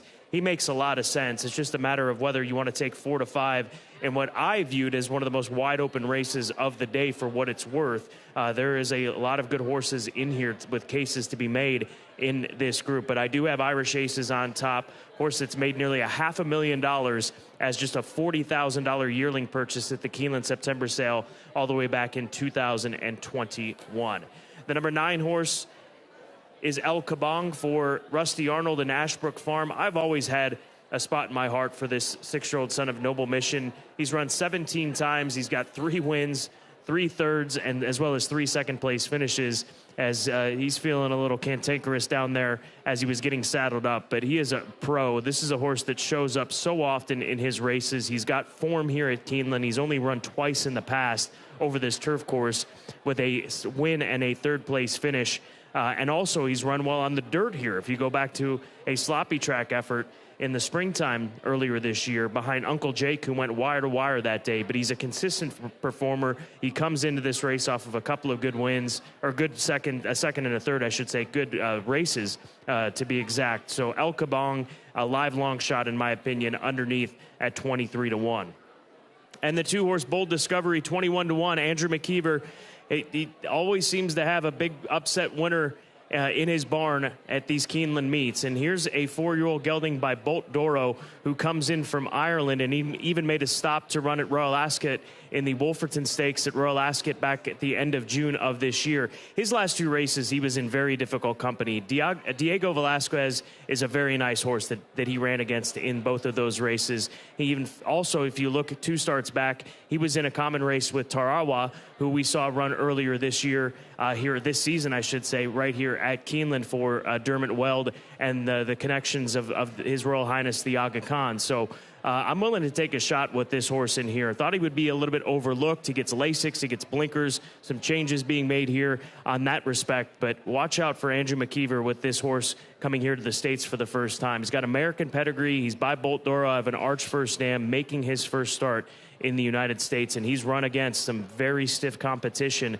over the course of his career. You even go back to last year. He ran in the Irish 1000 Guineas in May of last year. So the level of competition which he's faced some very, very good runners, and that's why I'm willing to think that he's going to be live against this allowance group here at Keeneland. Good luck in the late pick 3. If you're participating, you've got 11 minutes to get all wagers in on this 8th event here at Keeneland.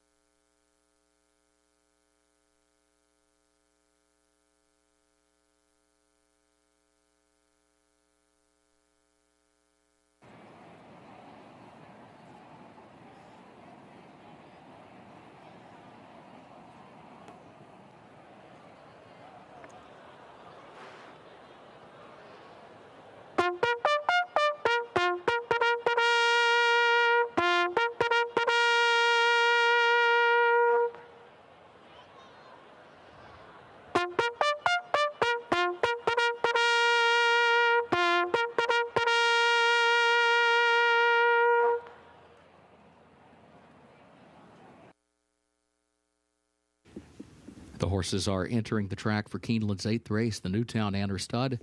An allowance for 3-year-olds and up at 1 mile and a 16th over the turf-listed firm, the rail at 10 feet. Double and pick 3 wagering starts the last of the day's rolling pick 3s. Scratch the 12, Taking Candy, and scratch 13, Quadra Island. Post time, 3 minutes.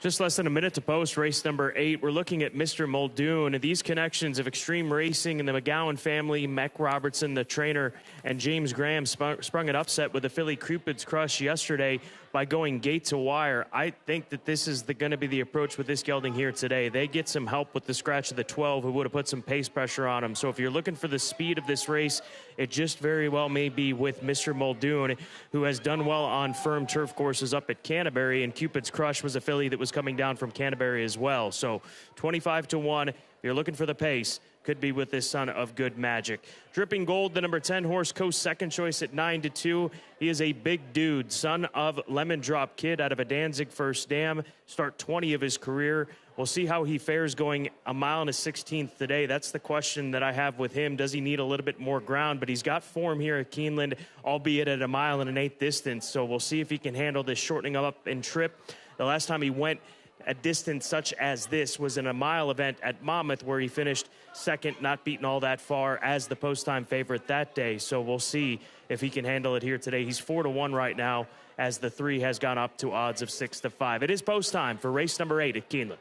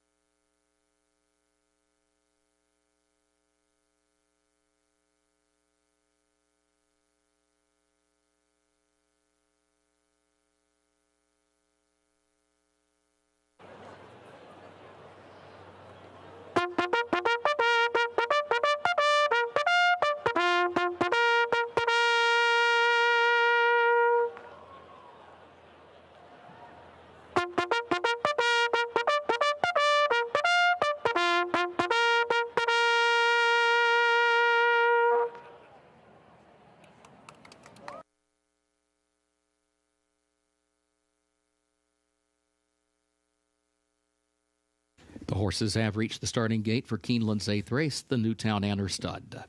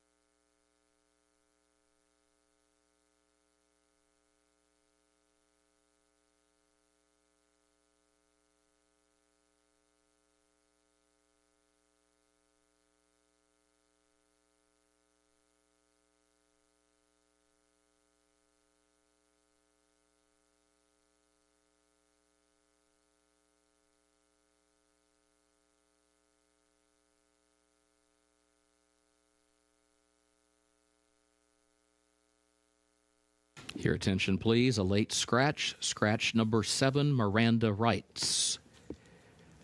Late scratch in Keeneland's 8th race. Scratch number 7, Miranda Wrights. Scratched by the stewards on the advice of the veterinarian.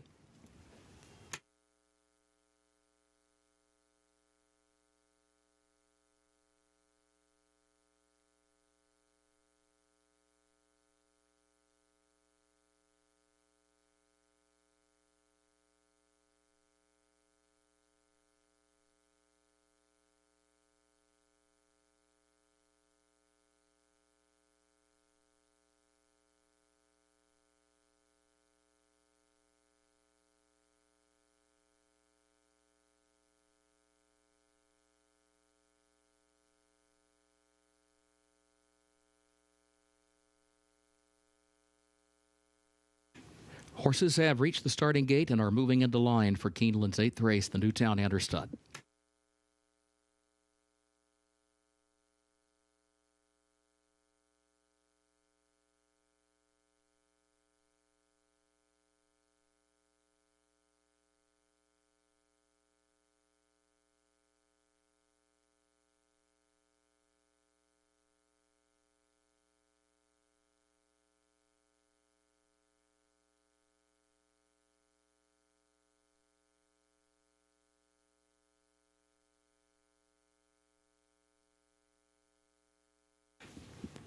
El Kabong comes forward.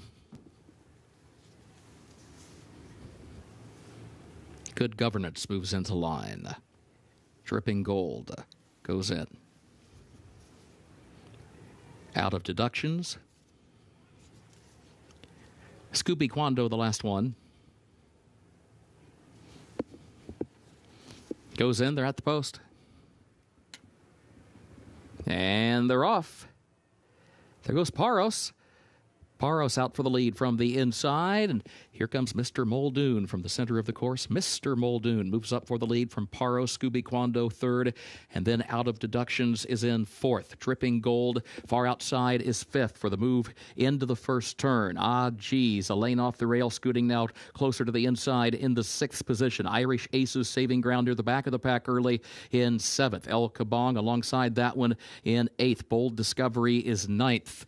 And Good Governance drops out to last. 22.75 seconds was the time for the opening quarter. Mr. Muldoon leads it.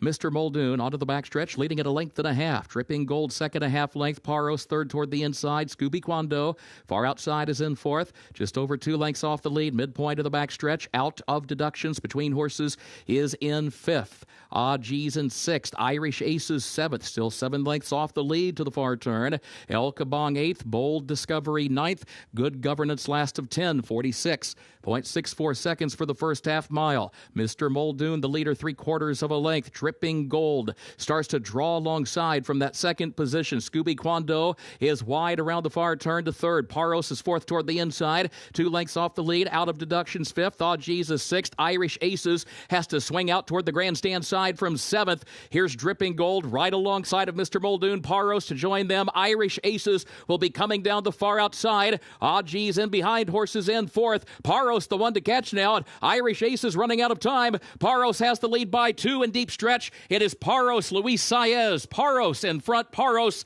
to win it. Irish Aces second. Dripping Gold third. Aw G's fourth.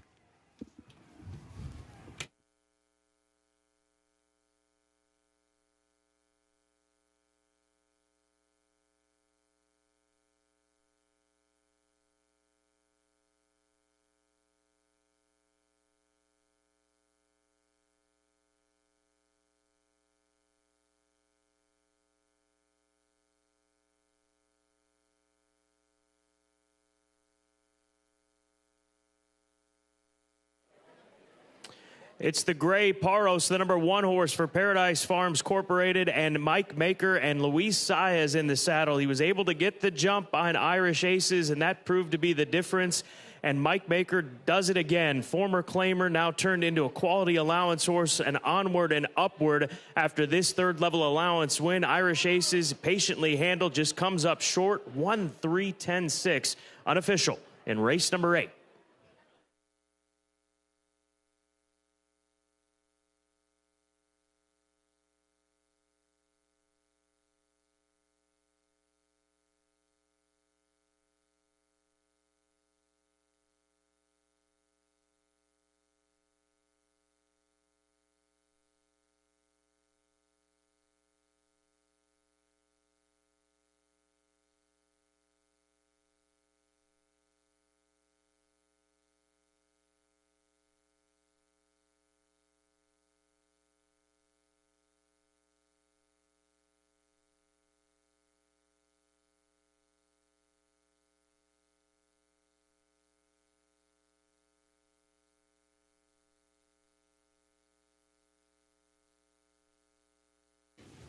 The unofficial results of Keeneland's 8th race: number 1, Paros, was first.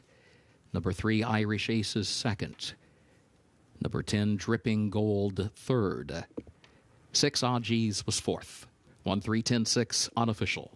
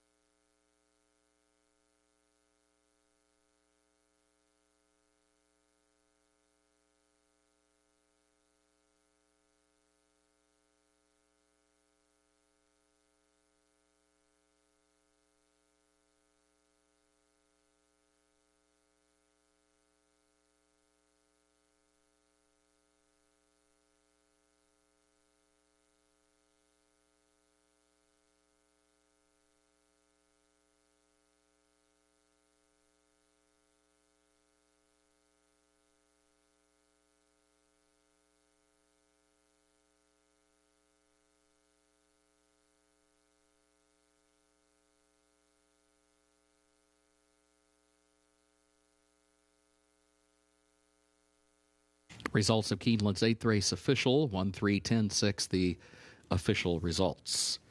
Into the winner's circle, the official winner of race 8, the Newtown Anner Stud. Number 1, Paros, owned by the Paradise Farms Corporation of Peter Procia, trained by Mike Maker, Luis Saez.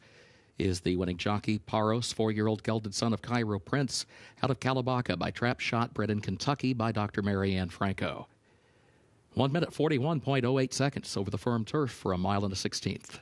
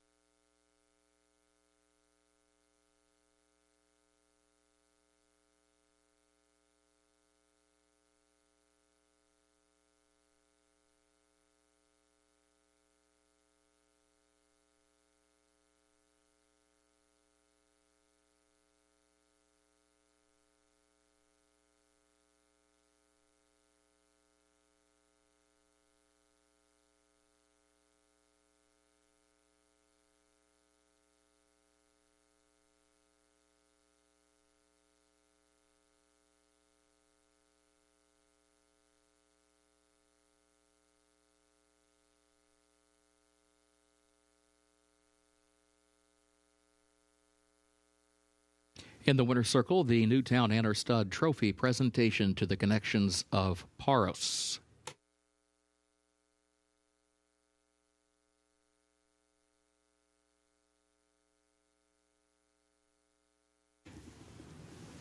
Keeneland's featured ninth race upcoming, 26th running of the Grade 2 Lexus Raven Run, starts the last of the day's rolling doubles. Main track listed fast. A reminder, the jockey for the 4, Twirling Queen, Axel Concepcion. That's number 4, Twirling Queen, Axel Concepcion, the jockey. And the jockey for the 9, Ripperton, Evan Roman. Evan Roman, the jockey for number 9, Ripperton.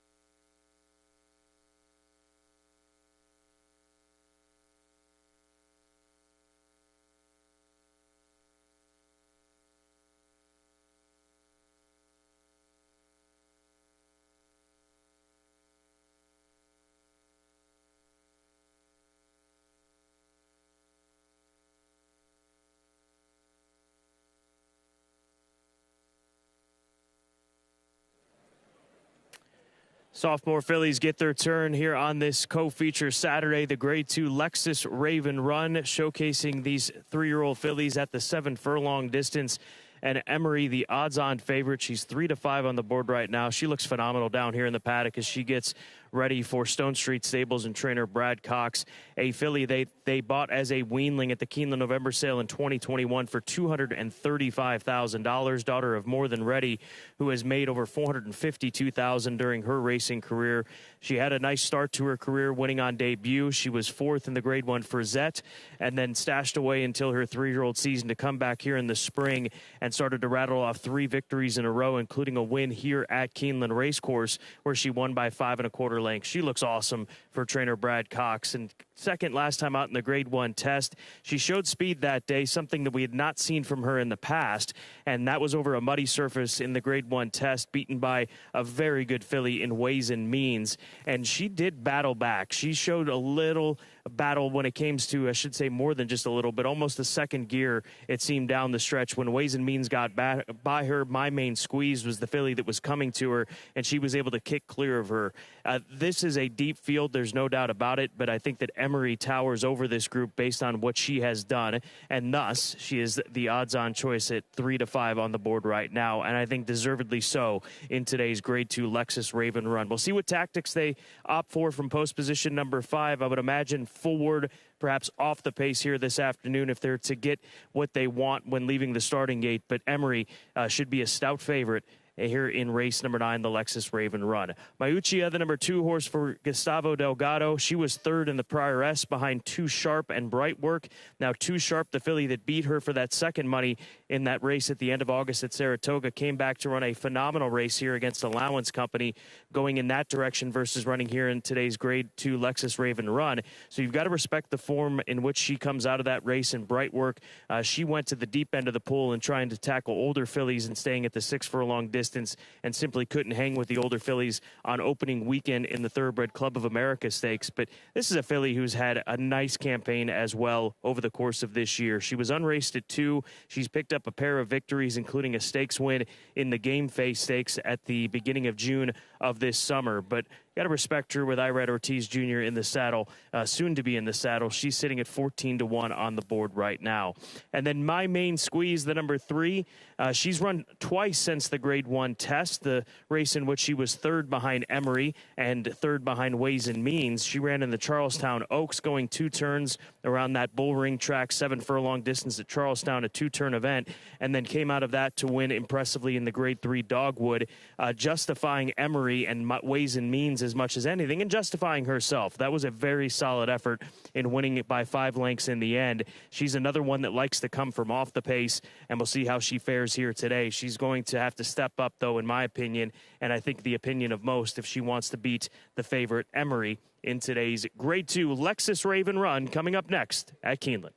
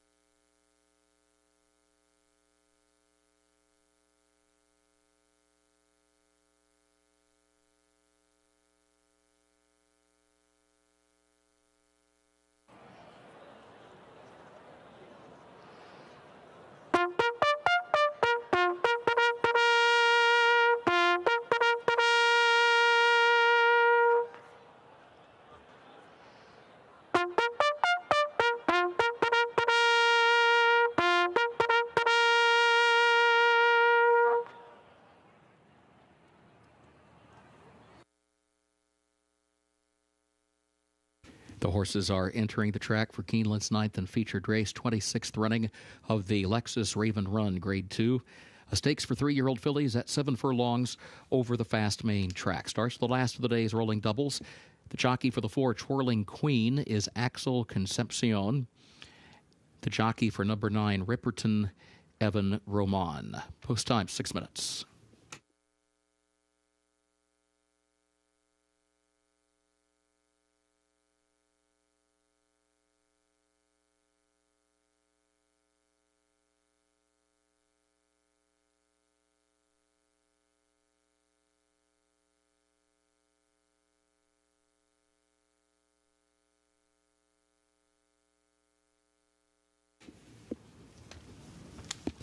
Number 1 is Fibber, owned by Flatland Racing Stable of James Clay Carnes, trained by Chris Hartman. Rafael Bejarano is up. 2, Mutia, owned by J.R. Ranch of Jose Aguirre, trained by Gustavo Delgado. Irad Ortiz Jr., the jockey. 3, My Main Squeeze, owned by William J. Butler and Windstar Farm LLC of Kenny Trout. The trainer Mike Maker, the jockey Luis Saez. 4, Twirling Queen, owned by GU Racing Stable LLC of Sofia Hernan Gomez, trained by Jose D'Angelo, the jockey Axel Concepcion. 5, Emery, races for Stone Street Stables LLC of Barbara Banke, trained by Brad Cox, the jockey Tyler Gaffalione. 6, VV's Dream, owned by MJM Racing of Michael J. Mackin, Magdalena Racing of Sherry McPeak and others, trained by Kenny McPeak, the jockey Brian Hernandez Jr. 7, Minx Palace, owned by Summerhill Stables LLC of Joe Leone, trained by Eddie Keneally. Jose Ortiz is up. 8, Unole, owned by Craig Minton and Rodina Barrett, trained by Rodina Barrett. Gerardo Corrales to ride. 9, Ripperton, owned by the OXO Equine LLC of Larry Best, trained by Paulo Lobo, the jockey Evan Roman. And 10, Holland Ice, owned by C2 Racing Stable LLC of Clint Cornett and Mark Cornett, owned by Paul Braverman, Miller Racing LLC of Myron Miller, owned also by Timothy Pinch. The trainer, Safi Joseph Jr., the jockey Lawan Machado. Post time in less than 5 minutes.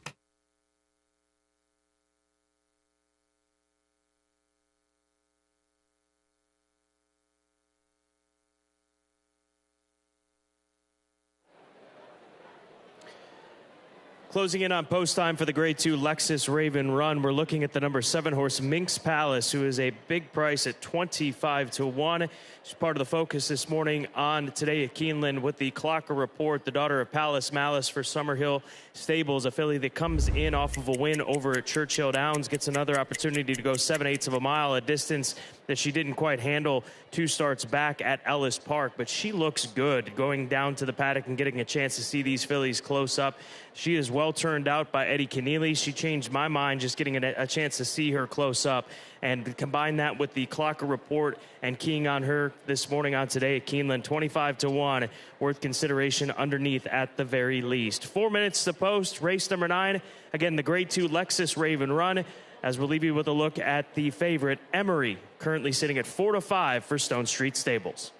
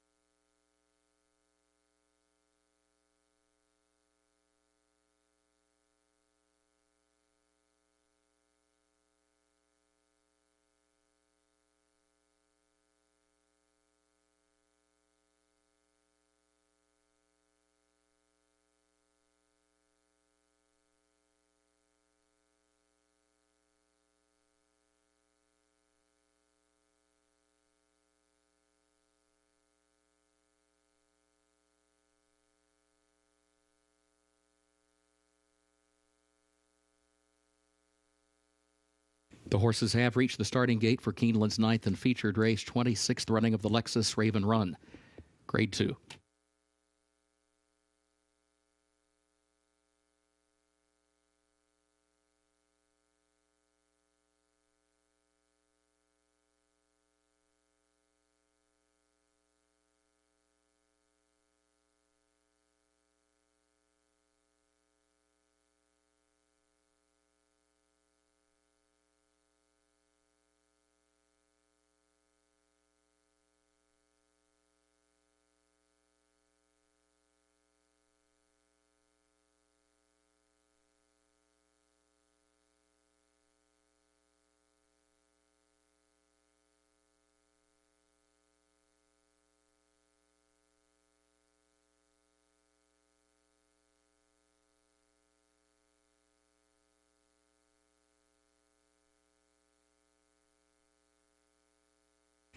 Moving into line, 9th race.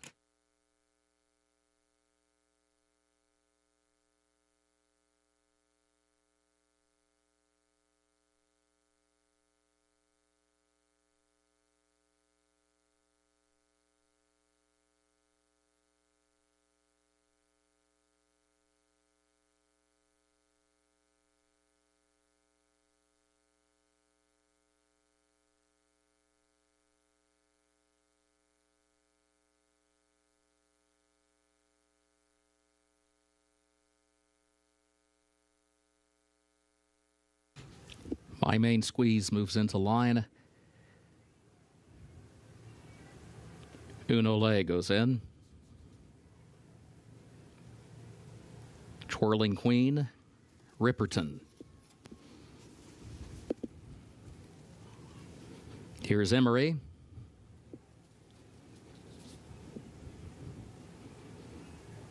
Hall and Ice, the last one. Goes in, they're at the post.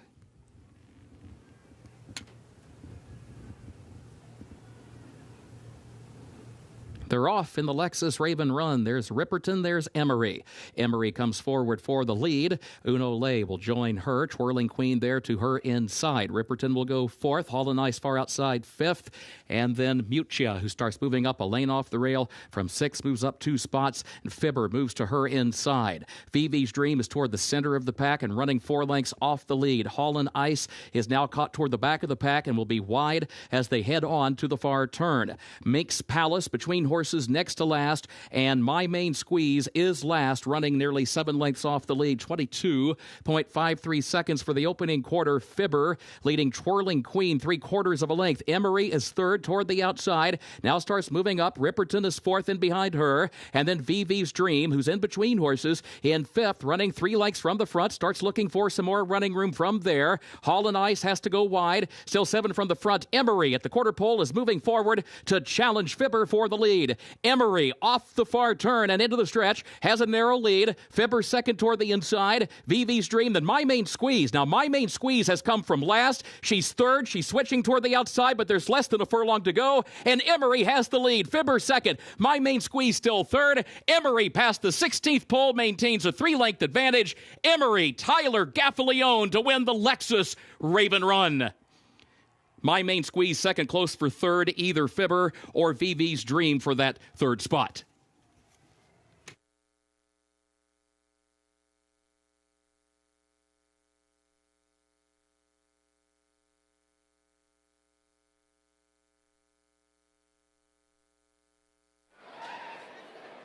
patiently handled from off the pace like we've seen from her in her past wins, and Emery delivers today here at Keeneland in the Grade 2 Lexus Raven Run as she's able to put away the filly down to her inside. My Main Squeeze had a lot of work to do, just comes up short.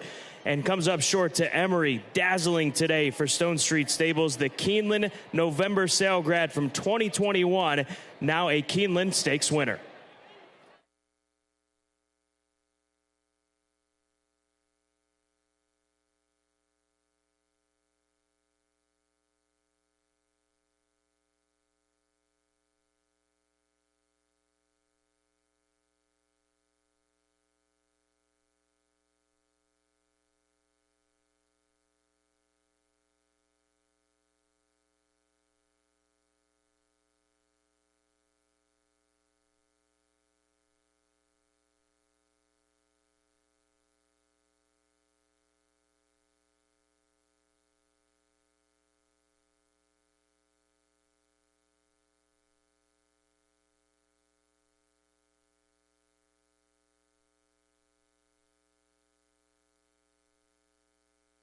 The unofficial results of Keeneland's featured ninth race. Number 5, Emery, was first.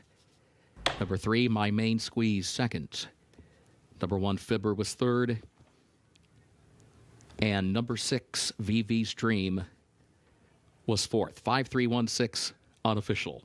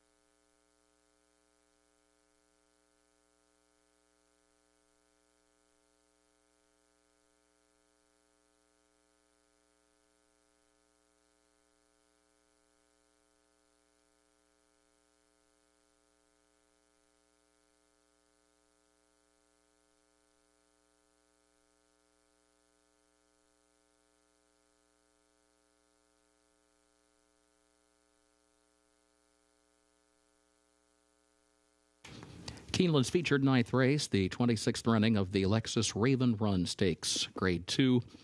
Number 5, Emery, owned by the Stone Street Stables, LLC of Barbara Banke, trained by Brad Cox. 3 wins today for jockey Tyler Gaffalione, and the results are now official.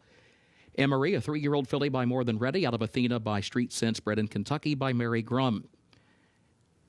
Keeneland November Baby Emery takes the feature, 123.21 for the 7 furlongs over the fast main track.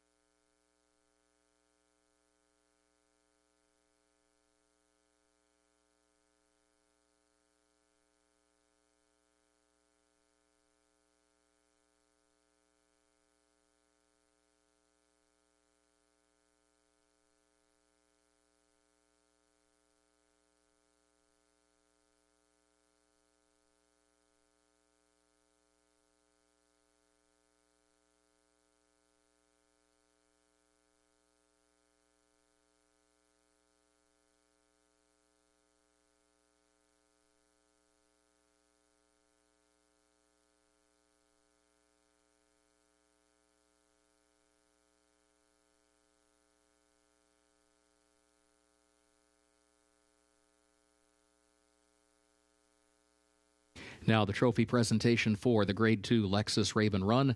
John Stoltz, Assistant General Manager for the Lexus Central Area, and Kayla Schilling, Vehicle Operations Manager, present the trophy to the connections of Emory.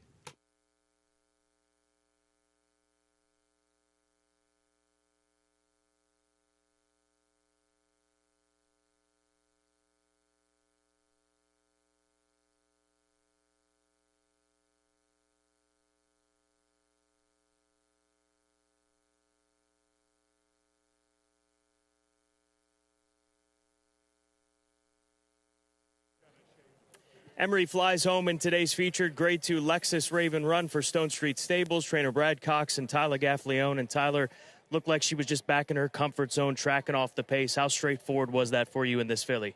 First off, I'd like to give thanks to Brad and his team and the ownership at Stone Street Farm and everybody that got this filly here. Did a great job, but made my job a lot easier. She broke alertly, put me in the game, traveled like a winner throughout, just had to guide her around there.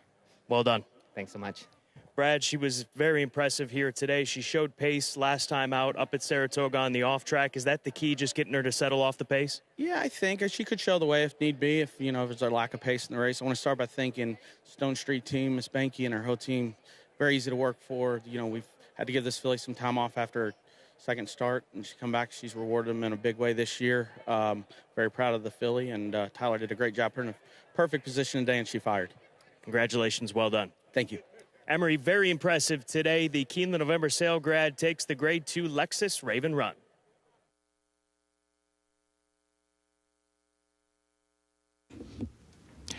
Thank you, Scott. Keeneland's 10th and final race upcoming. The turf-listed firm, the rail at 10 feet. Carryover for the Toyota Super High 5, $7,841. Take out the also eligibles 13 through 16. They did not draw into the race. A reminder, the jockey for the 4, Sweet 443, Martine Chouan. That's number 4, Sweet 443, the jockey, Martine Chouan. Jockey for the 6, take note of this, Eric Asmussen. Number 6, take note of this, the jockey, Eric Asmussen.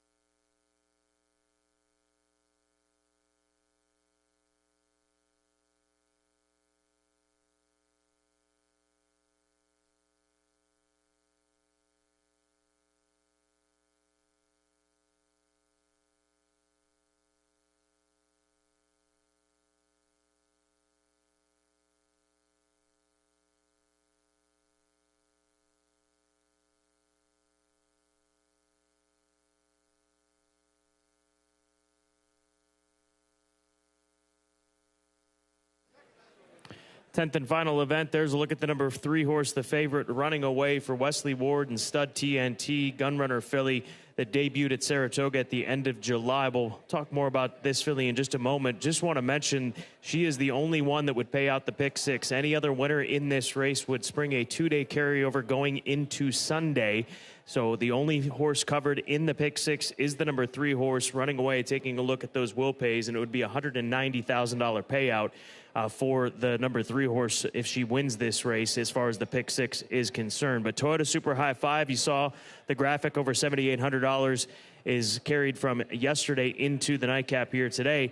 And the appeal of this filly is that, first of all, she ran a good race on debut. She was beaten just a half of a length. And on debut, she made the lead, and she was tugging along out on the front end. Johnny Velasquez was trying to get her to rate and slow down a bit out on the front end, and he did. The pace was slow, but I think that just her being a little too keen caught up with her in the end. If she has learned from that and can build off of that experience and just switch off a bit more, she's going to put together a good effort here today, it appears, based on that one effort that we saw from her at Saratoga. So Running Away, Gerardo Corrales will get the opportunity to ride this filly for Stud TNT, a homebred for these connections out of the Unbridled Song First Dam. She's well bred. She's out of that Stakes Place First Dam and a half sister to multiple winners, including a pair of stakes winners. So Running Away 2-1 on the board right now, a legitimate favorite if she can just simply settle in, or perhaps even find herself with some cover if she finds herself off the pace here this afternoon. 2-1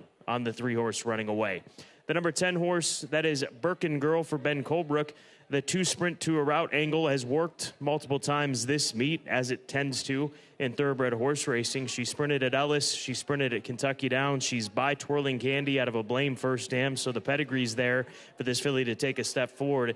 And she took a lot of action in her second career start after being 33-1 on debut, finishing 3rd that day.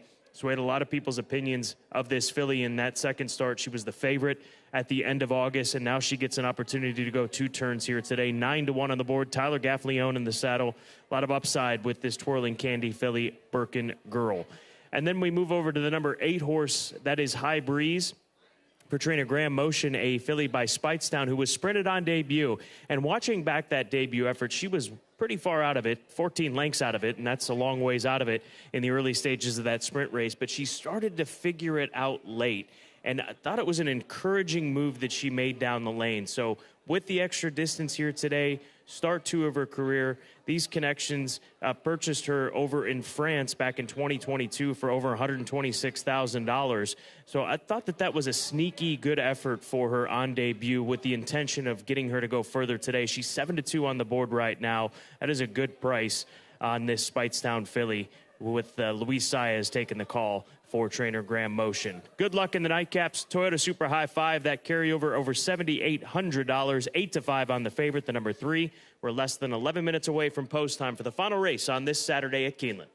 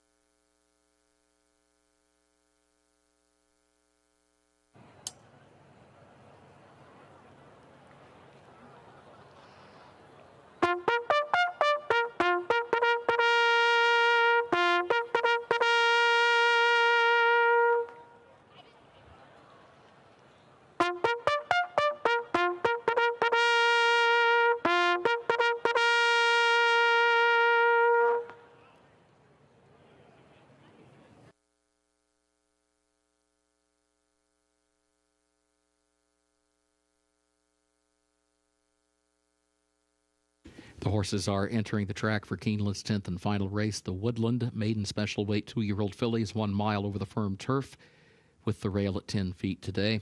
Carryover for the Toyota Super High 5, $7,841. Take out the also eligibles 13 through 16. They did not draw into the race. A reminder, the jockey for the 4, Sweet 443, Martine Schwann. And the jockey for the 6, take note of this, Eric Asmussen. Post time at 7 minutes.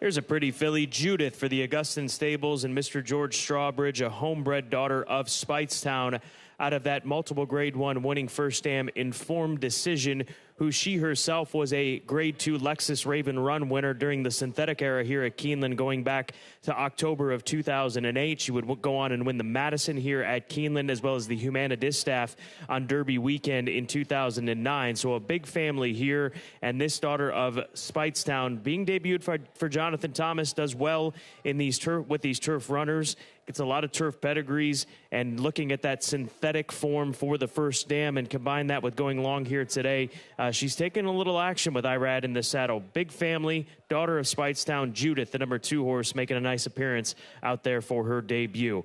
As is the number 4 horse. She's a big, imposing filly. Sweet 443 for trainer Greg Compton, a daughter of Union Rags. She looks physically advanced compared to a lot of these 2-year-olds. She debuted finishing 3rd in the mud, going 5.5 furlongs. She just looks like she'll benefit from the added ground here this afternoon. She made an appearance to me that caught my eye in a big way down in the paddock. She's 46-1. If you're willing to take the gamble, she looks like she will love the added ground, in my opinion, as we get set for the nightcap Toyota Super High 5 event, less than 4 minutes to post.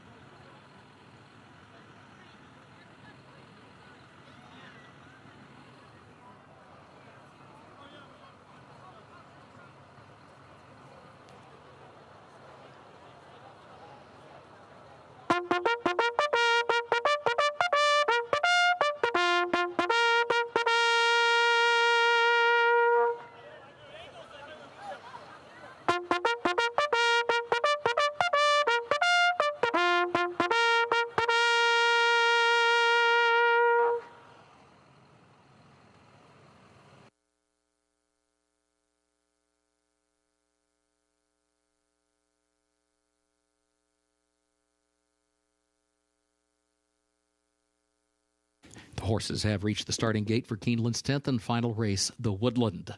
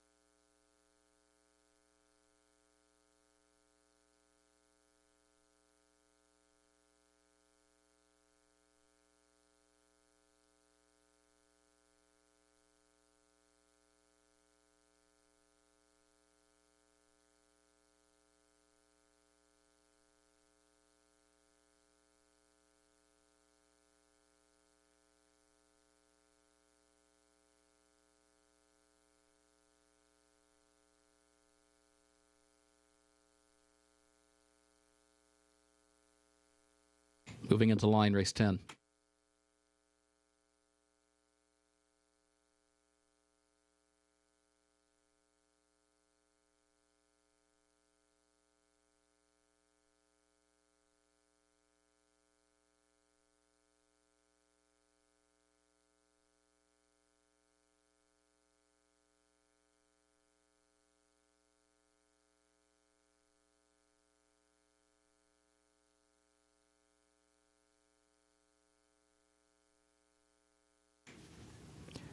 Running away, moves into line.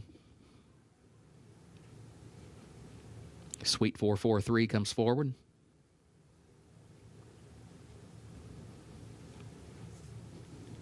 Along with High Breeze. Grove City Sunset.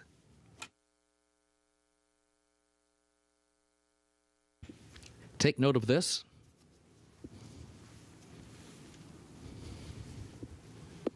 Adrian.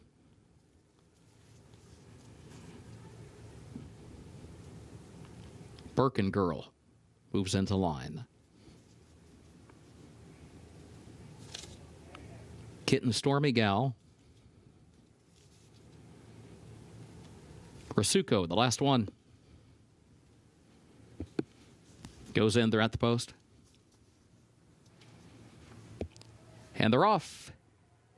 There goes Take Note of This. There goes Running Away.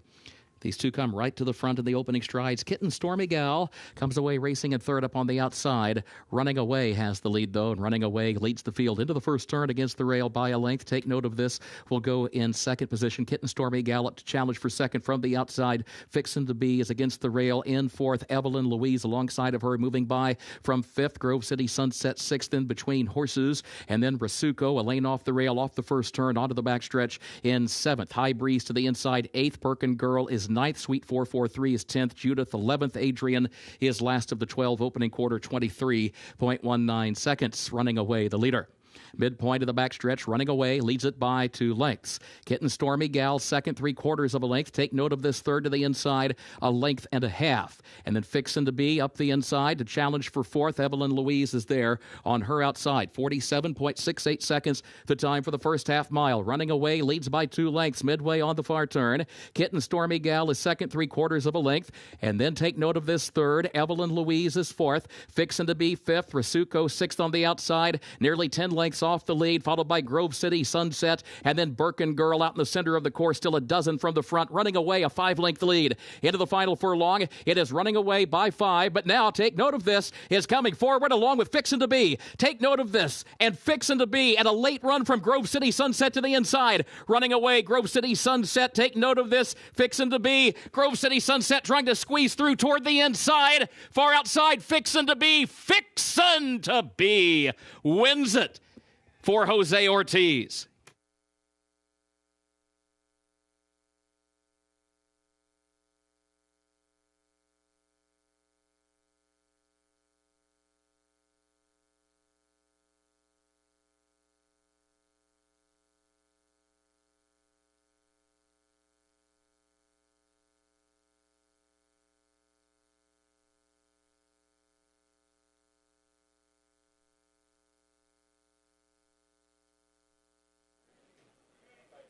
Well, Running Away was doing just that out on the front end. She was given a little bit longer rein out on the front end and went faster than she did at Saratoga. And it looked like for a second that tactic was going to work. But then here comes the cavalry charge as they surround her. And the number 1 horse, Fixin' to Be, able to outkick them down the center of the course and pull this win off and give Calumet another win this week here at Keeneland Racecourse.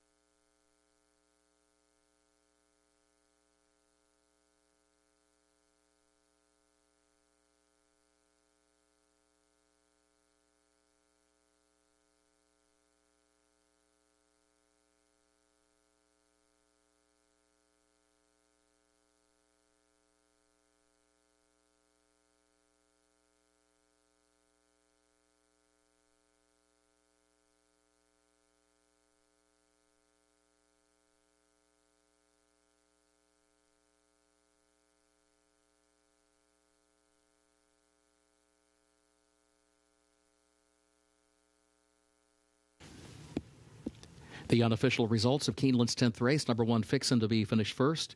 Number 6, Take Note of This, second. Number 3, Running Away, third. Number 5, Grove City Sunset, fourth. Number 4, Sweet 443 was fifth. 16354 unofficial.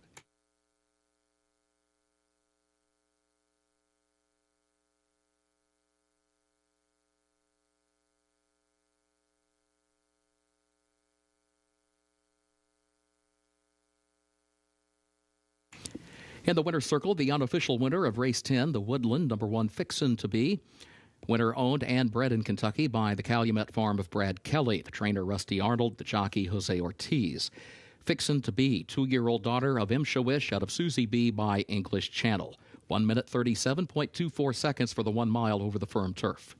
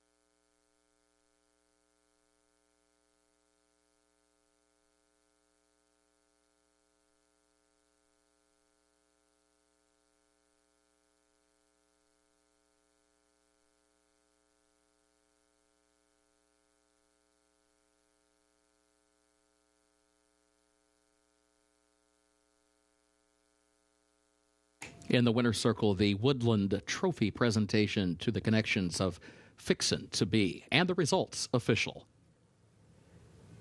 16354, the official results for Keeneland's 10th.